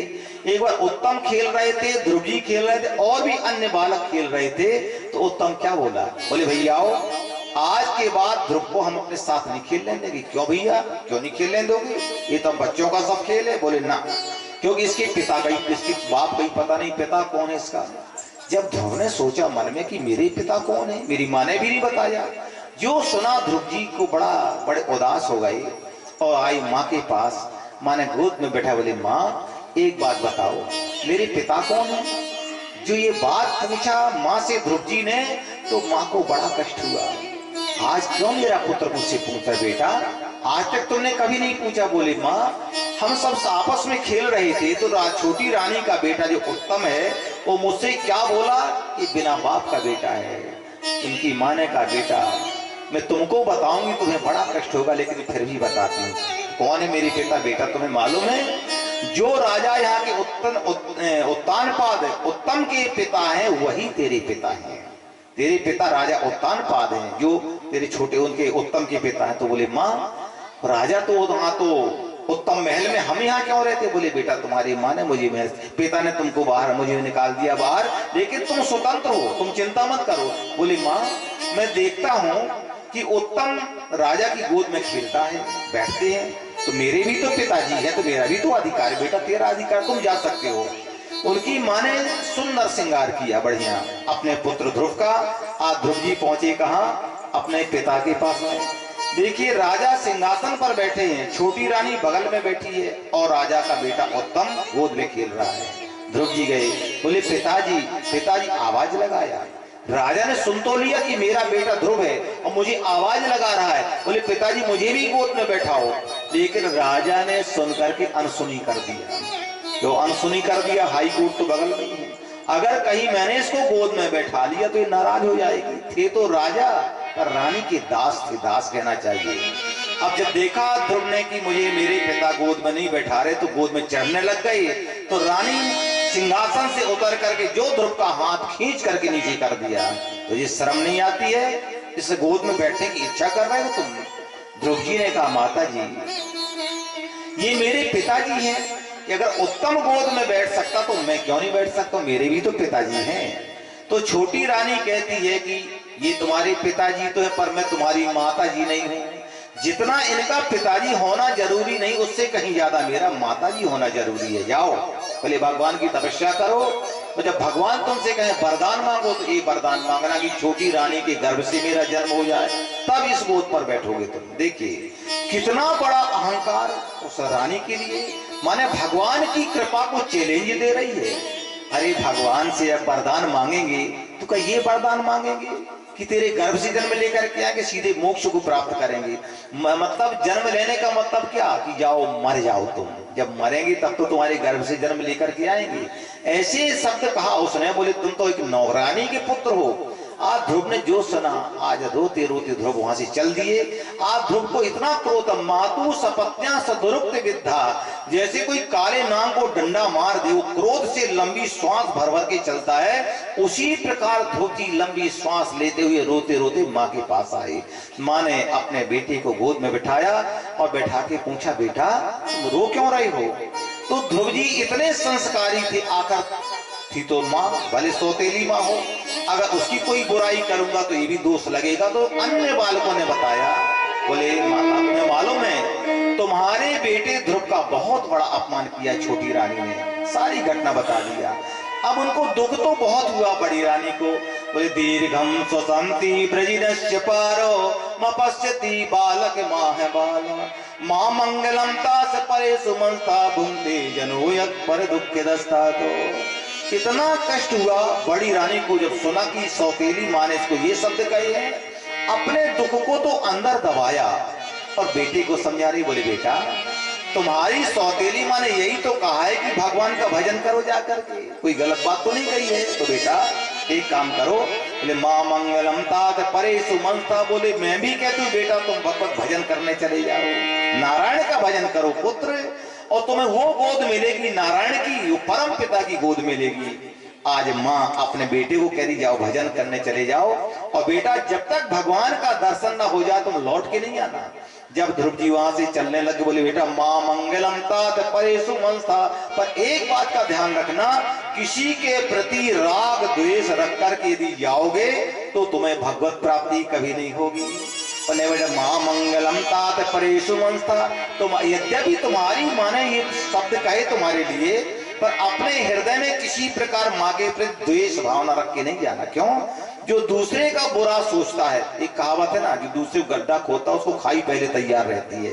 तो दूसरे का कभी भी अमंगल है, दूसरे का बुरा कभी बेटा मन से भी नहीं सोचना चाहिए, करना तो बहुत दूर की बात है। देखिए एक बार 4 चोर थे, चोरी करते चारों मिल करके, इतना चोरी किया कि बहुत सारा धन इकट्ठा कर लिया उन्होंने। तो एक बार जंगल में बहुत जब सारा माल इकट्ठा हो गया तो चारों मिल करके धन का बंटवारा करने लग गए। उन्होंने कहा भैया एक काम करो, बड़ी जोर की भूख लग रही है, एक काम तुम बाजार में जाके कुछ भोजन ले आओ, तुम्हें कोई सील ठप्पा थोड़ी लगा कि तुम चोर होगी साहूकार हो, हम धन की रखवाली करते हैं और तुम जाकर के बाजार से भोजन लेके आ जाओ, भोजन कर लेंगे, इसके बाद बंटवारा धन का हो जाएगा। ठीक है। अब जब वो गए 2 लोग भोजन लेने के लिए, 2 लोग जंगल में बैठे, कहा झाड़ नीचे पूरी उस माल की रखवाली के लिए। अब उनके मन में क्या भाव आया, भैया एक काम कर, जब वो भोजन लेने गए थे, बोले हम तो दोनों पेट भर के भोजन कर लेते हैं और जो उन दोनों को भोजन लेके चले ले जाएंगे उसमें जहर मिला लेंगे, तो दोनों खाएंगे, राम नाम सत्य हो जाएगा, तो 4 बंटवारे की जगह 2 बंटवारा होंगे, माल अधिक मिलेगा। और जो वहां बैठे जंगल में, उनके मन में क्या भाव आया कि जैसे भोजन लेकर के आएंगे वो उनको बंदूक गोली से मार के समाप्त कर देंगे और 4 बंटवारा की जगह 2 बंटवारा होंगे। अब विचार करिए, उनके मन में भी भावना खराब हुई, इधर इनके मन में भी खराब हुई। इसके पश्चात में जैसे वो गए भोजन करके और जो वहां पहुंचे तो जो बैठे थे धन की रखवाली में, उनने उठाया बंदूक और दोनों को गोली मार के समाप्त कर दिया। मर गए। बोले भैया अब एक काम करो, 4 बंटवारे की जगह अब 2 बंटवारे होंगे। तो एक बोला भैया भूख बड़ी जोर की लगी है, जो भोजन लेके आए पहले भोजन कर लें फिर बंटवारा हो जाएगा। उन दुष्टों को पता नहीं कि इसमें जहर मिला हुआ भोजन में, तो जैसे जहर मिला हुआ भोजन खाया तो भी गोविंदाय नमो नमः। तो बुराई का फल बुराई होता है, उनके मन में भी भावना खराब हुई, इधर इनके मन में खराब हुई, तो दोनों चारों मर के समाप्त हो गए। इसलिए इस भावना को, हृदय को शुद्ध रखना चाहिए। सर्वे भवन्तु सुखिना सर्वे सन्तु निरामया सर्वे भद्राणि पश्यन्तु मां कश्चित् दुःखभाग् भवेत्। कभी भी किसी के प्रति और मन में ऐसी दुर्भावना नहीं रखना चाहिए। भाई अच्छी भावना रखिए आप। यदि अच्छी भावना रखेंगे तो परमात्मा आपको लाभ जरूर देगा, परमात्मा की कृपा जरूर होगी। आजकल लोग कहते हैं महाराज इतना पूजा करते हैं, पाठ करते हैं, भजन करते हैं, कोई लाभ नहीं मिलता। लाभ मिलेगा कहां से? क्योंकि भावना ही हमारी खराब है, हृदय ही खराब दूषित है हमारा।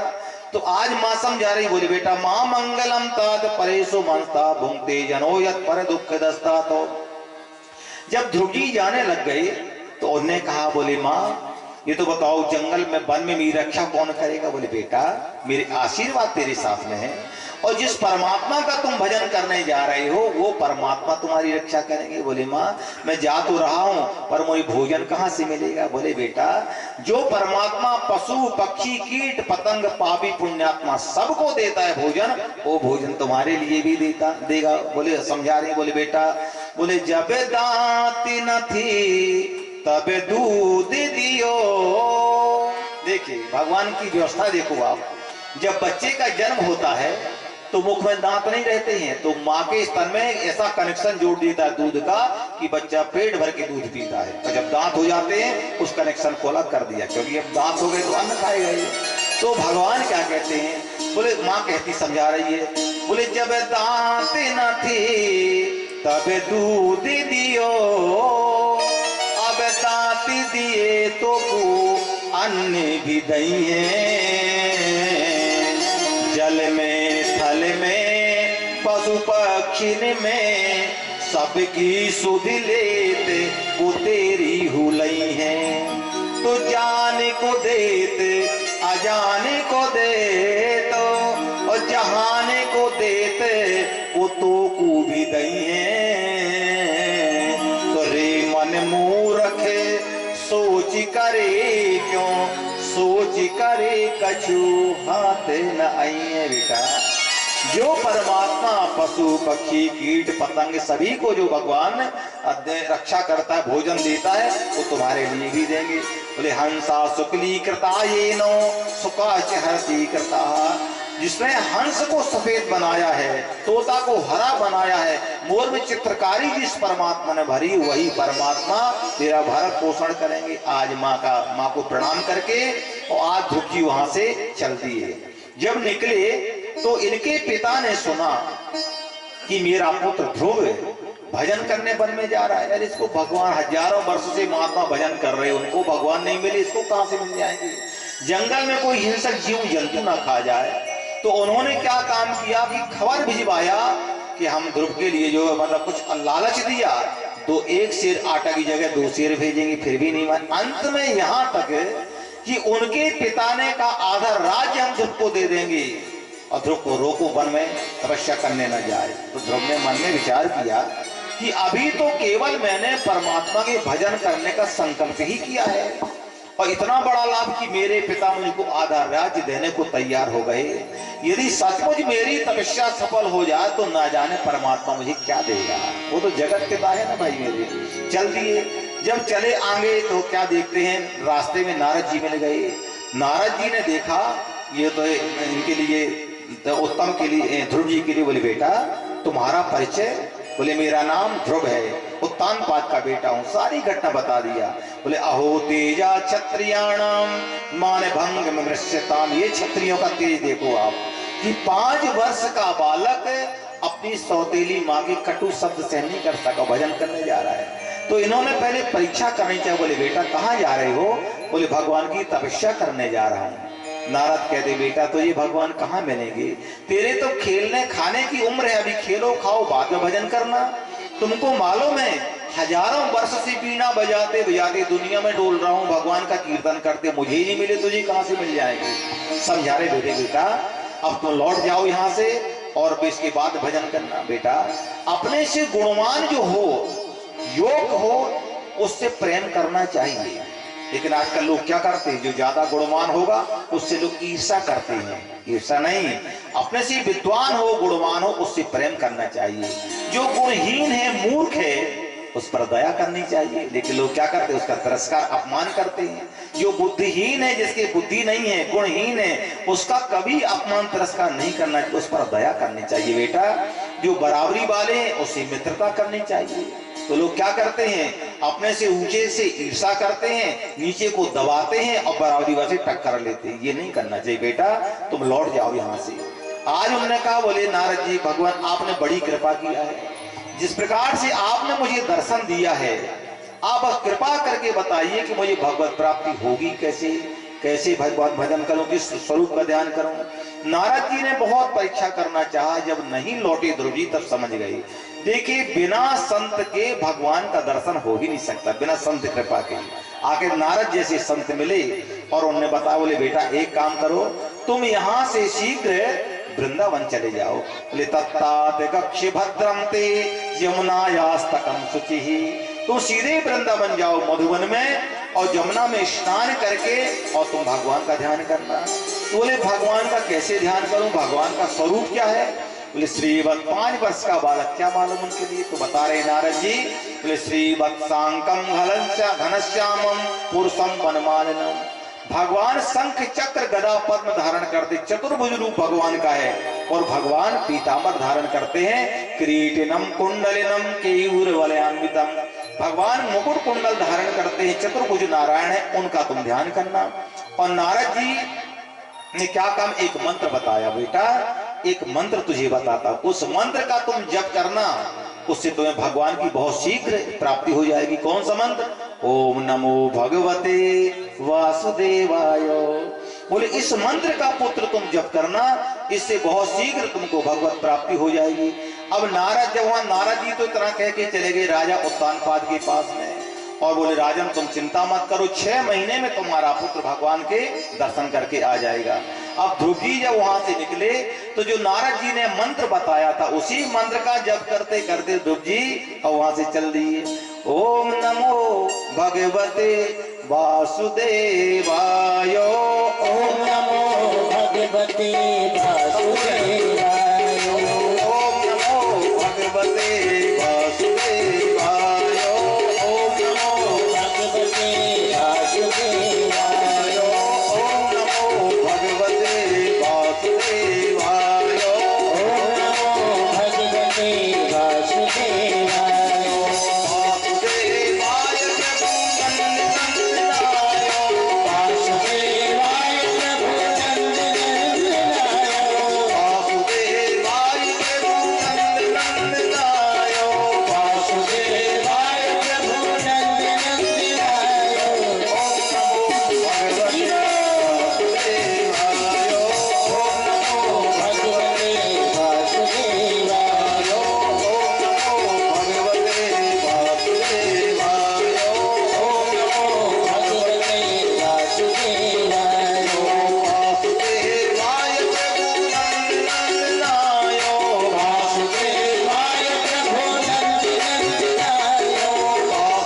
वासुदेवाय प्रभु नंदनाय, वासुदेवाय प्रभु नंदनाय, भगवते वासुदेवाय, ओम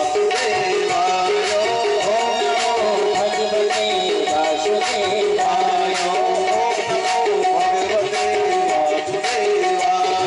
ओम नमो भगवते वासुदेवाय, वासुदेवाय, वासुदेवाय, नंदनंदनाय, नंदनंदनाय, वासुदेवाय। वृंदावन बिहारी लाल की जय हो। नारद जी के द्वारा जो मंत्र दिया गया, उस मंत्र को जप करते करते ध्रुव जी यमुना किनारे पहुंचे। देखिए यदि भगवान की भक्ति चाहिए तो यमुना जी की शरण ग्रहण करना चाहिए, ज्ञान चाहिए तो गंगा जी, वैराग्य चाहिए तो सरयू किनारे जाइए। जैसे ध्रुव जी जाकर के और सबसे पहले जमुना जी में स्नान किया। स्नान करके अब ध्रुव जी की तपस्या का क्रम देखो। ध्रुव जी ने जब पहले महीने में तपस्या आरंभ किया, तिरात्रांते कपित्थ बदरासना। ध्रुव जी ये 3 दिन में एक दिन क्या खाते थे? कैथ और बेर ये खा लेते थे। तो कैथ बेर खा करके और 3 दिन की समाधि लगा के बैठ जाते। 1 महीना पूरा हुआ। जब दूसरा महीना प्रारंभ हुआ ध्रुव जी का, तो 6 दिन में केवल सूखे पत्ते खा के पानी पी लेते थे। माने कैथ फल भी खाना बंद कर दिया और सूखे पत्ते खा के पानी पी के 6 दिन की समाधि लगा के बैठ जाते। जब तीसरा महीना प्रारंभ हुआ तो ध्रुव जी ने क्या काम किया? सूखे पत्ते खाना बंद कर दिया, केवल पानी पी करके और 9 दिन की समाधि लगा के बैठ। 1 दिन पानी पिए और 9 दिन की समाधि लगा के बैठ जाए। जब चौथा महीना प्रारंभ हुआ तो ध्रुव जी ने क्या काम किया? पानी पीना भी बंद कर दिया और चौथे महीने 12 दिन में केवल एक बार श्वास लेते थे और 12 दिन की समाधि लगा के बैठ जाते। जब चौथा महीना समाप्त हुआ तो ध्रुव जी ने क्या कहा? श्वास लेना भी बंद कर दिया। पैर के अंगूठे के बल खड़े होकर ऊपर हाथ करके ओम नमो भगवते वासुदेवाय प्रभु के स्वरूप का चिंतन और मंत्र का जप। देखिए जब ध्रुव जी ने श्वास लेना बंद कर दिया तो देखिए हवा जो चलती है ना, ये वायु 2 प्रकार की होती है, एक समष्टि एक व्यष्टि। समष्टि वायु वो है जो बाहर चलती है और व्यष्टि वायु हमारे शरीर के अंदर रहती है। तो समष्टि वायु को खींच करके ध्रुव जी ने अपनी व्यष्टि वायु में विलीन कर लिया। अब जितने चराचर जीव सबकी श्वास रुक गई, सब देवता घबरा गए और सब दौड़े दौड़े भगवान के पास गए। भगवान आपके भक्त जो ध्रुव हैं वो 6-5 महीने से तपस्या कर रहे हैं, अब शीघ्र जाकर के आप दर्शन देके आ जाओ, क्योंकि श्वास रोक रखी है। 6वां महीना प्रारंभ हो गया था और यदि श्वास रोक कर रखेंगे तो चराचर जीव संसार के सब समाप्त हो जाएंगे। जो देखा ध्रुव जी के लिए कि मेरा भक्त है, ध्रुव है, मेरी तपस्या कर रहा है, तुरंत भगवान वहां से चले। बोले मधुर वनामृत दीक्षया कथा। माने लिखा है भागवत के बीच में कि भगवान दर्शन देने नहीं गए, अपने भक्त का दर्शन करने गए। बोले उन्हीं को होगा तुम्हारा दर्शन जो तेरी चरणों में आ चुके हैं। उन्हीं को होगा तुम्हारा दर्शन जो तेरे शरण में आ चुकी है। उन्हीं को होगा तुम्हारा दर्शन जो तेरे चरणों में आ चुकी है। उन्हीं को होगा तुम्हारा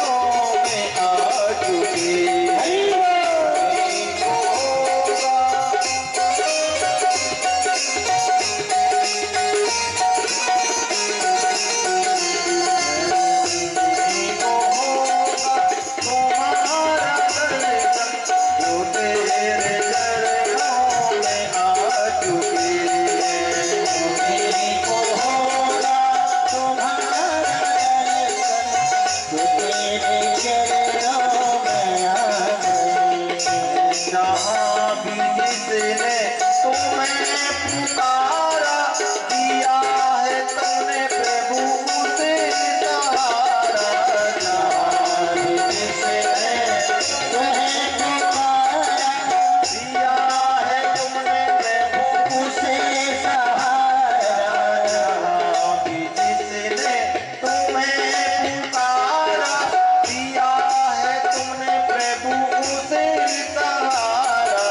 जहाँ भी जिसने पुकारा, दिया है तुमने प्रभु उसे सहारा। सके हैं उसके दुखों के फंदे, जो तेरे चरणों में आ चुके। सके उसके सारे फंदे जो तेरे चरणों में आ गए। उन्हीं को होगा तुम्हारा दर्शन, जो तेरे चरणों में आ चुके। होगा तुम्हारा दर्शन, वो तेरे चरणों में आ गए। सफल हुआ है उन्हीं का जीवन, जो तेरे चरणों में आ चुके हैं। सफल हुआ है उन्हीं का जीवन जो तेरे चरणों में आ गए।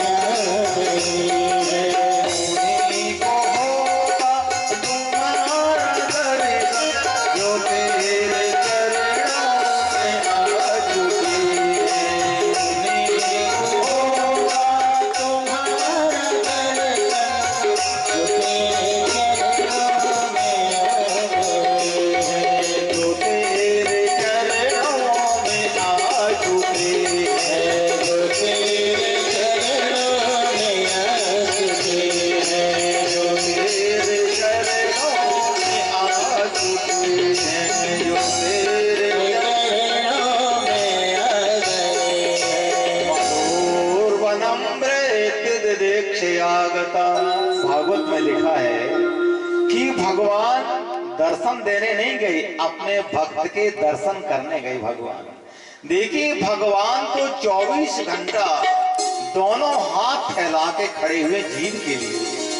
यदि आपने परमात्मा के लिए 2 कदम बढ़ाया तो परमात्मा 10 कदम बढ़ करके आपको गले से लगा लेंगे, पर 2 कदम तो आपको बढ़ाना ही होगा भाई। तो बताए परमात्मा 24 घंटा निरंतर परमात्मा की कृपा प्रत्येक जीव पर बरसती है, और 24 घंटा भगवान हाथ फैला करके जीव को गले लगाने को तैयार खड़े हैं। लेकिन 2 कदम तो बढ़ाइए आप। 2 कदम यदि आपने बढ़ाया तो परमात्मा 10 कदम बढ़ करके आपको गले से लगा लेंगे। देखिए भगवान की कृपा निरंतर प्रत्येक जीव के ऊपर बरसती, ध्यान रखना है आप। प्रत्येक जीव पर निरंतर 24 घंटा परमात्मा की कृपा बरसती है। लेकिन पात्रता हमें होनी चाहिए, हम उसके पात्र कितने हैं। जितनी पात्रता हम में होगी उतनी कृपा भगवान की प्राप्त आप कर सकोगे। जब बारिश होती है ना, कोई 10 किलो का पात्र लेके खड़ा है बारिश में, तो 10 किलो का पानी पात्र भर जाएगा।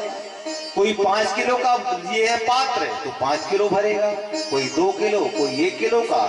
जिसका जितना बड़ा पात्र होगा उतना ही उसमें जल भरेगा। उसी प्रकार जितनी पात्रता हम में होगी उतनी कृपा प्रभु की हम प्राप्त कर पाएंगे। और कोई छलनी लेके बैठा है, एक बूंद भी मिलने वाला नहीं है। तो बता रहे हैं कि परमात्मा की निरंतर 24 घंटा प्रत्येक जीव के ऊपर कृपा बरसती है।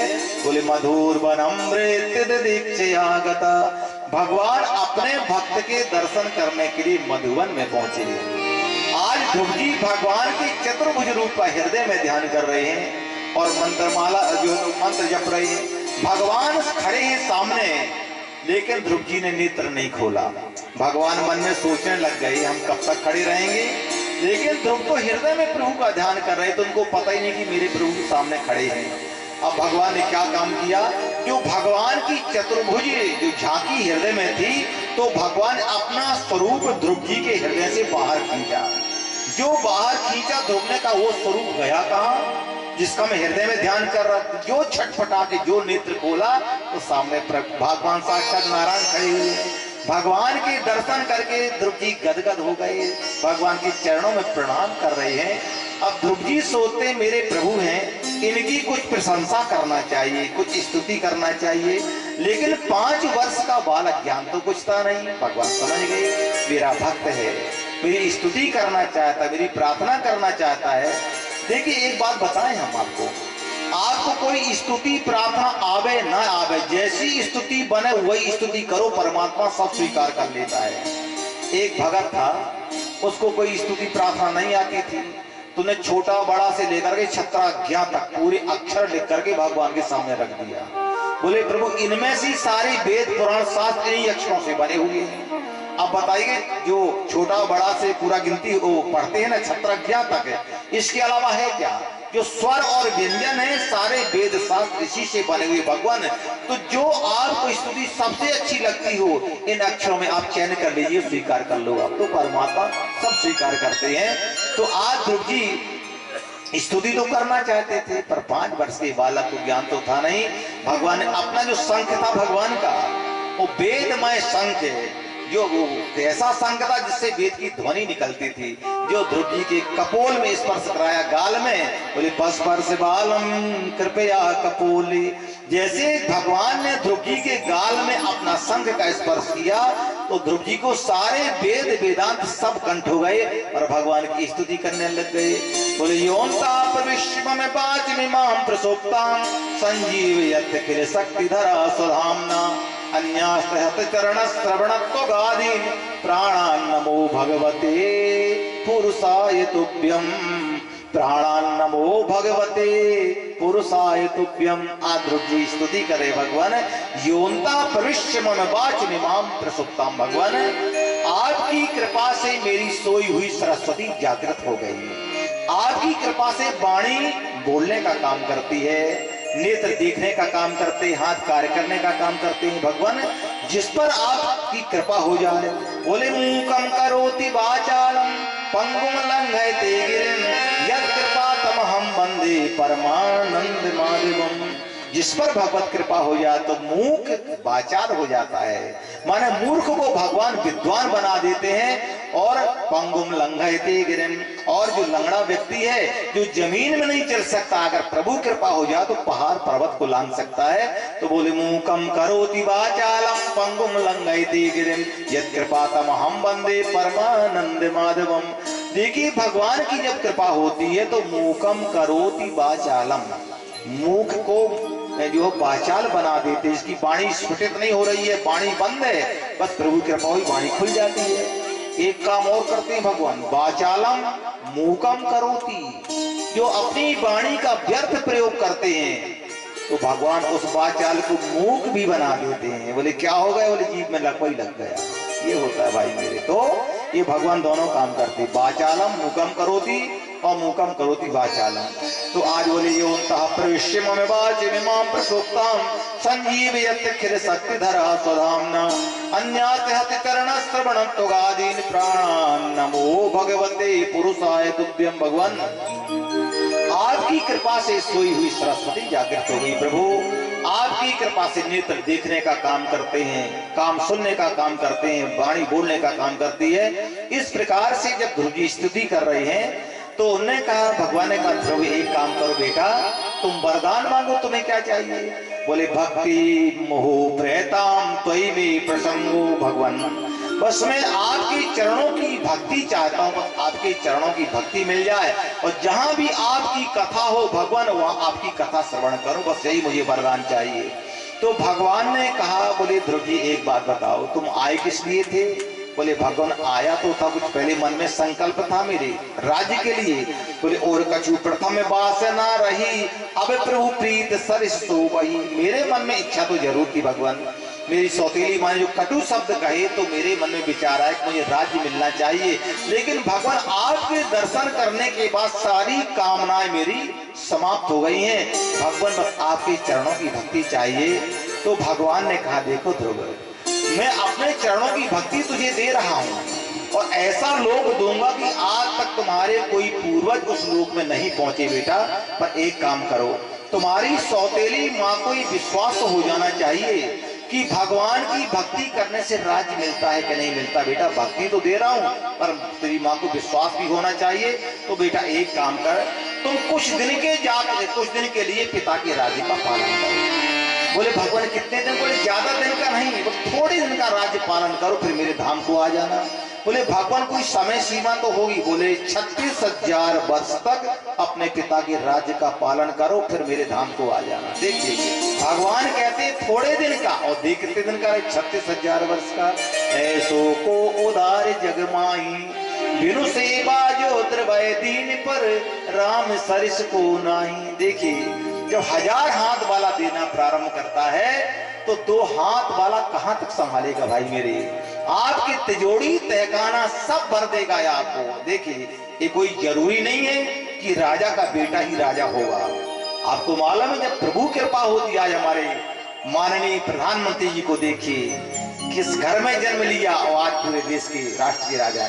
आप माननीय द्रौपदी मुर्मू को देखिए, कोई नाम सुना था आपने कभी? आज कहां से कहां परमात्मा की कृपा ने बैठा दिया।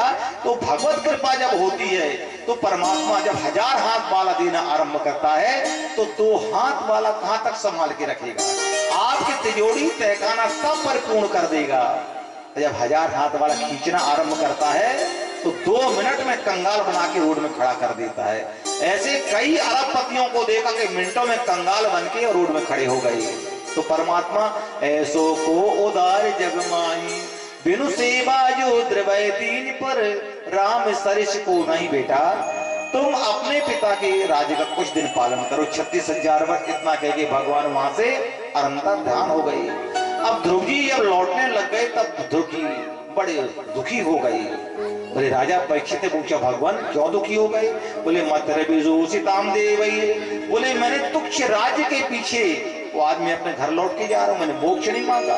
इस प्रकार से ध्रुव जी वहां से चले, भगवान की याद करते करते नगर के बाहर बगीचा में आए। तो उस बगीचा के माली ने देखा हमारे राजा का बेटा जो तपस्या करने गया था लौट के आ गए। जाके दौड़े दौड़े अपने जो है तो राजा को संदेश दिया, राजन आपका पुत्र ध्रुव और वन से लौट के भगवान के भजन करके लौट के आ गए। तो इतने प्रसन्न हुए राजा उत्तानपाद, जिस सेवक ने नौकर ने खबर सुनाई उनके लिए कि अपने गले का बहुमूल्य मणियों का हार उस खबर सुनाने वाले माली के गले में पहना दिया। तूने इतनी बढ़िया खबर सुनाई। बोले राजा परीक्षित ये वही पिता है जिसने बेटे को गोद में नहीं बैठाया, और आज जब भगवान को दर्शन करके लौट रहे हैं तो खबर सुनाने वाले माली को बहुमूल्य हार पहना रहे हैं। इसका मतलब बोले जा पर कृपा राम की होई ता पर कृपा करे सब कोई।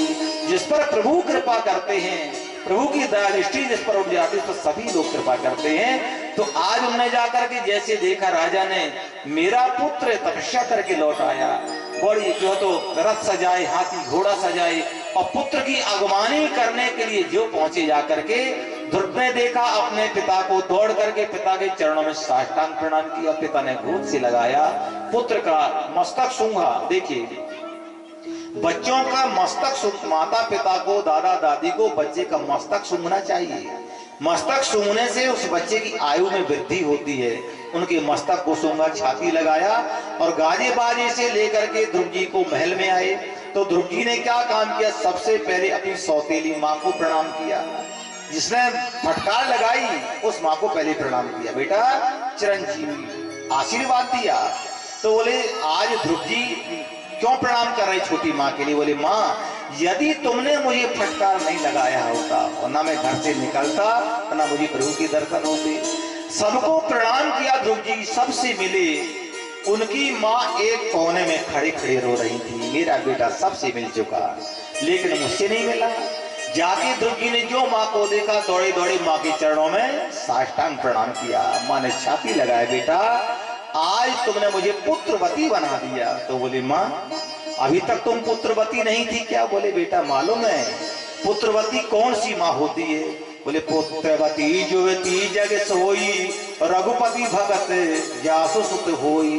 अरे पुत्रवती माँ वही कहलाती है जिसका बेटा भगवान का भक्त होता है, नहीं तो जिसका बेटा भक्त नहीं तो पशुओं के तारे कितने बच्चे पैदा करना तारो बाज भले बाज बेयानी। बता रहे हैं इससे अच्छा तो जिसका पुत्र भगवान का भक्त ना हो उसको बांझ ही रहना ठीक है, या पशुओं की तरह बच्चे पैदा कर देना कोई बड़ी बात नहीं है। बोले बेटा पुत्रवती जुवती जग सोई, रघुपति भगत जासु सुत होई। इस प्रकार से उन्हें माँ ने अपने पुत्र को गोद से लगाया, छाती लगाया। अब देखिए कुछ समय के बाद में इनके पिता ने क्या काम किया, ध्रुव जी को राज गद्दी दे करके और जो है तो उनके पिता वन में तपस्या करने चले गए। अब जैसे कुछ समय के बाद में देखिए आज भगवान ने ध्रुव जी को दर्शन क्यों दिया, 5 वर्ष के बालक थे ना, 5 वर्ष के बालक को भगवान ने दर्शन दे दिया 6 महीने में। देखिए बालकों से भगवान बहुत जल्दी प्रसन्न होते हैं। क्यों? बालकों का हृदय इतना निर्मल होता है कि बालकों के हृदय में छल कपट कुछ भी नहीं होता है। और भगवान कहते हैं निर्मल मन जन सो मोहि पावा, मोहि कपट छल छिद्र न भावा। बालकों का हृदय बड़ा स्वच्छ होता, बालक भगवान का रूप होते हैं, कभी भी बालक का तिरस्कार नहीं करना चाहिए, भगवत रूप होते हैं। क्यों? इतना निश्चल उनका हृदय होता है कि जो हृदय में वही वाणी में और वही व्यवहार में, इसलिए भगवान में बालकों से प्रसन्न जल्दी होते हैं। एक बाबूजी थे तो उनके यहाँ लोगों का आना जाना बहुत रहता था। रविवार का दिन था, उन्होंने सोचा कम से कम आज तो कुछ हमें रेस्ट मिल जाए। तो 3-4 वर्ष का बालक बाहर खेल रहा था। बोले बेटा एक काम करना, मैं आराम कर रहा हूँ, घर में ही हूँ, अगर कोई मिलने आवे तो बोल देना पापा जी घर में नहीं। बोले बोल देंगे। अब कोई मिलने आया होगा, बोले बेटा पापा जी घर में है क्या? बोले पापा जी घर में तो हैं पर हमसे कह रहे थे कोई मिलने आवे तो बोल देना पापा जी घर में नहीं। बताइए क्या है बालकों का कितना स्वच्छ अंतःकरण। और भगवान बालकों से बहुत शीघ्र प्रसन्न होते, जल्दी दया करते हैं। एक बार एक कथा आती है, भक्तमाल में पढ़ा था हमने। एक छोटा सा बालक 9-10 वर्ष का बालक एक बार अयोध्या चला गया, अयोध्या गया। वो पहले की बात आजकल 10 वर्ष के बालक भी बड़े चतुर होते हैं भाई मेरे, न जाने क्या क्या कमाल करते हैं आज के 10 वर्ष के बच्चे, ये पहले की बात है। तो छोटा सा बच्चा वो 10 वर्ष का था, एक महात्मा के पास गया, बोले गुरुजी आप हमें अपना शिष्य बना लीजिए। तो ठीक है बेटा बना लिया, शिष्य बना लिया। और नाम क्या रखा उसका? रामदास नाम रख लिया। अब गुरुजी जो सेवा बताते वही सेवा करता था। रामदास बड़ा भक्त था गुरु का, बड़ा स्वच्छ हृदय, निर्मल हृदय। अब पहले संत लोग क्या करते थे कि जब 4 महीना जो चतुर्मासा आते थे ना, 4 महीने चौमासे के, तो शिष्यों के यहाँ जाते थे वो। तो जब गुरुजी चतुर्मासा करने के लिए अपने शिष्यों के यहाँ जाने लग गए तो जितने उनके शिष्य थे बोले बेटा एक काम करो। कुछ शिष्यों को रोका, राम जी का मंदिर है भगवान का, यहाँ भगवान की सेवा करना, पूजा करना, हम 4 महीने में लौट के आएंगे। तो जितने उनके शिष्य थे सबने मना कर दिया। बोले गुरुदेव हम तो नहीं रोकेंगे। उनको मालूम था यहाँ रुक के क्या करेंगे, गुरुजी के संग जजमानों के यहाँ जाएंगे, बढ़िया बढ़िया माल छानेंगे 4 महीना। सबने मना कर दिया। अब गुरुजी ने कहा हे भगवान की पूजा कौन करेगा? अब वो 10 वर्ष का बालक था, उससे कहा बेटा हम 4 महीने के लिए जा रहे हैं जजमानों के यहाँ चतुर्मासा के लिए, तुम भगवान की सेवा पूजा करना। ठीक है गुरुजी हम करेंगे। कैसे करना है? बोले बेटा पहले इनको जो सवेरे सरजू में स्नान करना, जल लेके आना, स्नान करवाना, पूजा करना, आरती करना, और भगवान को बिना भोग लगाए भोजन नहीं करना, इसका ध्यान रखना तुम। ठीक है गुरुजी।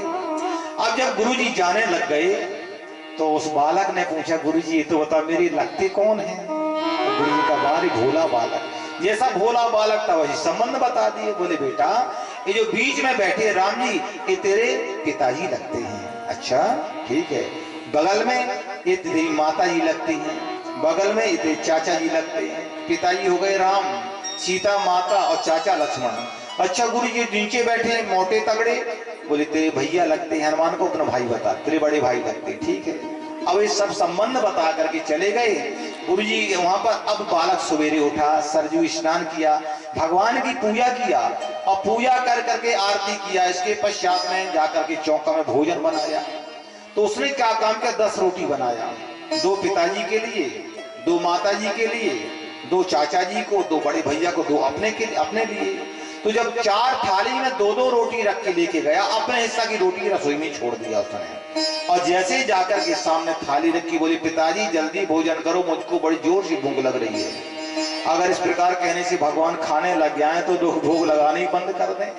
देखिए देवताओं के लिए तो एक प्रतिबंध है कि केवल तुम जो है तो घ्राण उसको भोजन को सूंघ सकते हो, घ्राण मार्ग से ही तुम्हें ग्रहण करना, लेकिन खा नहीं सकते हो। आपको मालूम है हम बढ़िया बढ़िया जब माल छानते हैं तो देवता लोग तरसते हैं बेचारे, क्यों? उनको केवल उसकी खुशबू मिलती है, तो माल खाने को नहीं मिलता। हम बढ़िया रबड़ी छानते हैं, बढ़िया फल खाते हैं, देवताओं के सामने भोग लगाते, केवल सुगंधी ग्रहण करते हैं। तो बोले पिताजी भोजन करिए आप। भोजन कहने से करने लग गया तो लोग तो भोग लगाने ही बंद कर दें। लेकिन इतना सीधा बालक था वो, क्योंकि गुरुजी बोल के गए थे बेटा जब तक भोग नहीं लगाना तब तक भोजन नहीं करना। बोले पिताजी जल्दी भोजन करो, मुझे भूख लग रही है। अब भगवान काहे को भोजन करें? उन्होंने कहा अच्छा गुरुजी पर्दा लगा देते, पर्दा बंद कर दिया। 10 मिनट बाहर बैठा, पर्दा खोला, फिर ज्यों की त्यों थाली में रोटी रखी है, किवाड़ बंद कर दिए। आधा घंटा के बाद देखा तो फिर ज्यों की त्यों रोटी रखी। बोले पिताजी गुरुजी 4 महीने में आएंगे, और यदि तुमने ऐसे नखरा किया ना तो सूख सूख के दुबले पतले हो जाओगे, फिर मत मेरा दोष देना, आप भोजन करिए पहले आप। लेकिन अब भगवान ने भोजन नहीं किया, पर उस बालक ने प्रतिज्ञा कर लिया कि जब तक मेरे भगवान भोजन नहीं करेंगे, गुरुजी कह के गए थे ना कि बिना भोग लगाए भोजन नहीं करना, जब तक भोग आप भोजन नहीं करोगे तब तक मैं अन्न जल ग्रहण नहीं करूंगा। 3 दिन का समय निकल गया, उस बालक ने भोजन नहीं किया। जो शीश तली पर धर न सके वो प्रेम गली में आवेगा। जो अपने सुखों का त्याग समर्पण नहीं कर सकता वो भगवान की भक्ति क्या करेगा? 3 दिन का समय निकल गया। अब जब बालक के प्राण निकलने वाले थे तब भगवान ने सीता से कहा सीता ये हमारा परम भक्त है, भोला बालक है, यदि ये बालक कहीं मर के समाप्त हो गया तो हमारा भक्त वत्सल नाम कलंकित हो जाएगा दुनिया में। चलो भोजन करो। जो प्रकट हुए राम लक्ष्मण सीता सब प्रकट हुए। बोले बेटा बोले रामदास भोजन करो। बोले पहले आप भोजन करो। 3 दिन की बासी रोटियां खिलाया भगवान को। 3 दिन की बासी रोटी भगवान ने खाया, अपने हिस्सा की रखी थी चौका में, जाके चौका में खाया। अब दैनिक का नियम था 10 रोटी बनती थी। छोटी रोटी भाई टिक्कड़ मोटे मोटे बनाता, कहां तक छोटी रोटी बनाऊंगा, इतने लोग खाने को बैठे हैं। तो क्या करता कि 2 रोटी पिताजी को, 2 माता जी को, 2 चाचा जी को, 2 भाई को और 2 अपने लिए। अब इस सेवा करते करते रामदास को 2 महीने हो गए। अब रामदास ने सोचा ये मेरे पिताजी लगते हैं, ये माता जी हैं, चाचा जी हैं, बड़े भैया हैं। हम घर से आए थे जब, तो माँ चाहे कितनी भी बूढ़ी हो जाए पर माँ के रहते बेटा भोजन तो कभी नहीं बनाता है, माँ ही बनाती है। जब मेरी माता जी है, पिताजी है, पूरा परिवार पूरा कुनवा है, फिर भी भोजन बनाऊं। उन्होंने कहा माता जी जब हम अपने घर से आए थे तो माँ चाहे कितनी भी बूढ़ी हो जाए पर बेटा भोजन माँ के सामने कभी नहीं बनाता, तो क्या करें? बोले आज से आप भोजन बनाओगी। बोले पिताजी सबको काम बांट दिया। बोले पिताजी आज बैठ के पत्तल लगाना, थाली में नहीं पत्तल भोजन मिलेगा। अच्छा। बोले लक्ष्मण से बोले साग भाजी तुम ले आया करो। हनुमंत लाल तगड़े हैं, जाके लकड़ी जंगल से काट के लाया करो। सबको काम बांट दिया। भगवान ने कहा सीता जब तक मूर्ति में रही तब तक तो बड़ी मौज मस्ती थी, अब प्रकट हो गई तो ये बालक कहीं वही करना पड़ेगा जो है। अब दैनिक का काम हो गया, जाकर के गांव से दाल चावल आटा लेकर के आ जाएं। आज सीता ने मन में विचार के मेरे प्रभु भोजन करेंगे। आज सीता रसोई में भोजन बना रही हैं, राम को भोजन करावें, खुद करें, बालक को करवावें। ये क्रम चलते चलते मालूम है 4 महीना पूरे होने वाली थी। गुरुजी का पत्र आ गया। बेटा रामदास पत्र में लिखा था मेरे संग 200 चेला आ रहे हैं, 200 चेला। तो बेटा हमारे पहुंचने के पहले तुम 200 आदमी के भोजन की व्यवस्था करना। तुम तो मुझे क्या चिंता, भोजन तो माता जी बनाती हैं। ले जाके पत्र माता जी को दे दिया। माता जी आज तक तो 5 लोगों का भोजन बनता था, गुरुजी आने वाले हैं परसों, परसों के दिन 200 आदमी का भोजन बनना है। राम जी ने कहा सीता जब मूर्ति से प्रकट हो गई है तो जो ये कहेगा वही करना है, चाहे 400 का बनवावे चाहे 200 का तो बनाना ही पड़ेगा। अब सब लग गए, अपने पिताजी पत्तल लगाइए, 200 पत्तल लगनी है, चाचा जी जल्दी सब्जी भाजी लेके आओ, भैया लकड़ी लेके आओ, सब अपने अपने काम में सब लग गई। ये अपने गांव से दाल चावल आटा मांगने चले गए। अब इसके बाद में सीता जी रसोई में भोजन बना रही हैं, राम जी बैठे पत्तल लगा रहे हैं, लक्ष्मण साग भाजी लेके आ रहे हैं, हनुमंत लाल लकड़ी लेके आ रहे हैं। अब जैसे गुरुजी आए तो गुरुजी देख संतों का नियम है जब जाते हैं कहीं बाहर तो मंदिर में ठाकुर जी को प्रणाम करके जाते हैं, और जब कहीं से लौट के आएंगे तो सबसे पहले भगवान को मंदिर में प्रणाम करेंगे, फिर दूसरा काम। ये संतों का नियम आज भी है। तो जैसे गुरुजी 4 महीना के बाद लौट करके आए, जो मंदिर पहुंचे प्रणाम करने, तो पूरा मंदिर खाली पड़ा है। न राम लक्ष्मण कहाँ गए? क्यों रे रामदास, ये मूर्ति कहाँ चली गई? चोरी करवा दिया तुमने? बोले गुरुदेव चोरी थोड़ी करवाया है। तो क्या कर रहे हो? बोले अपने काम में सब लगे होंगे, 200 आदमी का भोजन जो बनना है। बोले पागल है क्या? बोले पूरी आप ही ने तो पत्र दिया था कि 200 आदमी का भोजन बना, तो माता जी भोजन बना रही, पिताजी पत्थर लगा रहे। जो देखा तो संत ने 80-90 वर्ष के संत देखा कि सीता रसोई में भोजन बना रही हैं, राम बैठे बैठे पत्थर लगा रहे हैं, लक्ष्मण साग भाजी लेके आ रहे हैं, और जो देखा हनुमंत लाल लकड़ी का गट्ठा लेकर के आए। जो संत ने देखा तो 10 वर्ष के बालक के चरणों में 90 वर्ष के संत ने साष्टांग प्रणाम किया। बेटा जीवन पर्यंत मुझे पूजा करते हो गए, आज तक मुझे राम का दर्शन नहीं हुआ, आज तेरी कृपा से मुझे प्रभु राम का दर्शन हो गया। तो देखिए भगवान बालकों से इतनी जल्दी प्रसन्न होते हैं क्योंकि बालकों का हृदय बड़ा स्वच्छ, बड़ा निर्मल होता है। इस प्रकार से जो है भगवान ने ध्रुव को दर्शन दिया, और इसके पश्चात में बहुत दिन तक पिता के राज्य का पालन किया। और जब ध्रुव जी का 36,000 वर्ष जब पूर्ण हो गए, तब भगवान के पार्षदों ने उनको भेजा विमान। जब देखिए अब इसी बीच में क्या हुआ, इनका भाई जो उत्तम था ना, एक बार शिकार करते करते कुबेर यक्ष को लोक में चला गया। कुबेर के सेवकों ने कहे भैया ये तुम्हारे घूमने फिरने की जगह नहीं है, तुम जाओ यहाँ से। जब नहीं माने तो कुबेर के जितने भी मतलब सेवक थे उन्होंने मिल करके इनको मार डाला। किसको? उत्तम को। इनकी माँ ढूंढते ढूंढते गई, माँ भी मर के समाप्त हो गई। ध्रुव जी को मालूम पड़ा कि मेरे भाई को कुबेर के यक्षों ने, सेवकों ने मार दिया, तो कुबेर के नगर में चढ़ाई कर दिया ध्रुव जी ने। हजारों कुबेर के सेवकों को मार मार के समाप्त करने लग गए। तब उनके जो दादाजी मनु महाराज स्वर्ग में बैठे देख रहे थे, नीचे उतर के आए और दौड़ करके ध्रुव जी का हाथ पकड़ लिया। बेटा नायम मार्गो ही साधु नाम ऋषिकेशानुवर्ती नाम। बेटा जो तुम काम कर रहे हो ना, ये भगवान के भक्तों का लक्षण नहीं है। तुम निरपराध कुबेर के सेवकों को मार रहे हो। बोले दादाजी इनने मेरे भाई को मार डाला। बोले बेटा कोई किसी को नहीं मारता है। निमित्त मात्रम तत्रासी निर्गुणा पुरुषर्षभो। जिसकी मृत्यु विधाता जैसे लिखता है बेटा, उसकी मृत्यु वैसे ही होती है। तुम्हारी भाई की मृत्यु यक्षों के द्वारा लिखी हुई थी, मारा गया। देखिए मृत्यु देवता क्या करते हैं। मृत्यु देखिए एक बार एक संत कहीं जा रहे थे तो क्या देखा, एक बहेलिया तीर मार मार करके पक्षियों को मार रहा था। फिर अपना रूप बदल के सांप बन गया, एक सोते हुए बालक को काट लिया, फिर जो है बहेलिया बन गया। संत ने देखा भैया तुम कौन? बोले मेरा नाम है मृत्यु। जिसकी विधाता जिस प्रकार से मृत्यु लिखता है, मैं वैसा रूप धारण करके उसको समाप्त कर देता हूं। तो बोले बेटा निमित्त मात्रम तत्रासी निर्गुणा पुरुषर्षभो। बेटा तुम्हारे भाई को यक्षों ने नहीं, वो तो विधाता ने उसकी मृत्यु वैसी लिखी थी। बेटा तुम युद्ध बंद करो और जाकर के कुबेर से क्षमा मांगो। जाकर के उन्होंने अपने दादाजी के कहने से तो कुबेर से जाकर के क्षमा मांगा। देखिए क्षमा जब मांगा तब देखा कुबेर ने कि आज भगवान का भक्त ध्रुव, जिसको भगवान का साक्षात्कार हो चुका है, आज मुझसे क्षमा मांगने आया है। तो बोले भो भो क्षत्रिय यादव परितुष्टोस्मि तेन गो। कुबेर बोले बेटा ध्रुव मैं बहुत प्रसन्न हूँ, मांगो वरदान, तुम्हें क्या चाहिए पुत्र? तो आज ध्रुव जी क्या मांगते हैं? धर्म न अर्थ न काम रुचि गति न चाहूं निर्वाण, और जन्म जन्म रति राम पदो यह वरदान नयान। न मुझे धन चाहिए, न अर्थ चाहिए, न मुझे मोक्ष चाहिए, जितने मेरे जन्म हो और जितने भगवान के चरणों में मेरी भक्ति होनी चाहिए, वरदान मांगा। देखिए आपको मालूम है ये कुबेर कौन है? भगवान का वित्त मंत्री, खजाने का मालिक। आज ध्रुव जी ने कहा धन चाहिए, ना राज्य चाहिए, ना मोक्ष चाहिए, बस भगवान के चरणों की भक्ति मांगा। आज किसी के सामने कुबेर आ जाए, भगवान का वित्त मंत्री, खजाने का मालिक है, कि बोले मांगो वरदान क्या चाहिए? बोले जितनी संसार की दौलत सब लाके मेरी घर में रख दो जो है। लेकिन ध्रुव जी क्या मांग रहे हैं? बोले धर्म न अर्थ न काम रुचि गति न चाहूं निर्वाण। देखिए ये देवताओं का एक मंत्रिमंडल है, कभी सुनाएंगे देवताओं का मंत्रिमंडल।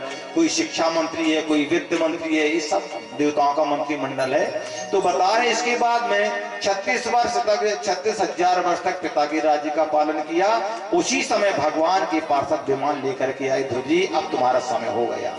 जब ध्रुव जी संध्या वंदन करके भगवान का भजन करके जैसे ही विमान में बैठने लग गए तो मृत्यु देवी आ गई। बोले ध्रुव जी, यहाँ की मालकिन तो मैं हूँ, जब तक आप मुझे स्वीकार नहीं करोगे तब तक आप यहाँ से नहीं जा सकते हैं। तो उन्हें क्या काम किया, देखिए भगवान का विमान कभी जमीन को टच नहीं करता, जमीन से कुछ ऊपर था। तो ध्रुव जी ने सोचा कि विमान में बैठना है तो सीढ़ी तो चाहिए। उन्होंने कहा तो अपना सिर नीचे करो। मृत्यु देवी ने सिर नीचे किया और मृत्यु के सिर पर पैर रख करके ध्रुव जी विमान में जाके बैठ गए। मृत्युर्मूर्तिम पदम दत्वा, जैसे विमान पर बैठी विमान चला, वहां से कुछ दूर जब विमान गया तो ध्रुव जी कुछ उदास थे। पार्षदों ने पूछा ध्रुव उदास क्यों हो? बोले पार्षदों, जिस माँ ने मुझे जन्म दिया है, जिस माँ के संस्कार ने मुझे भगवान की प्राप्ति कराई है, वो माँ नीचे रह गई और मैं भगवान के धाम को जा रहा हूँ।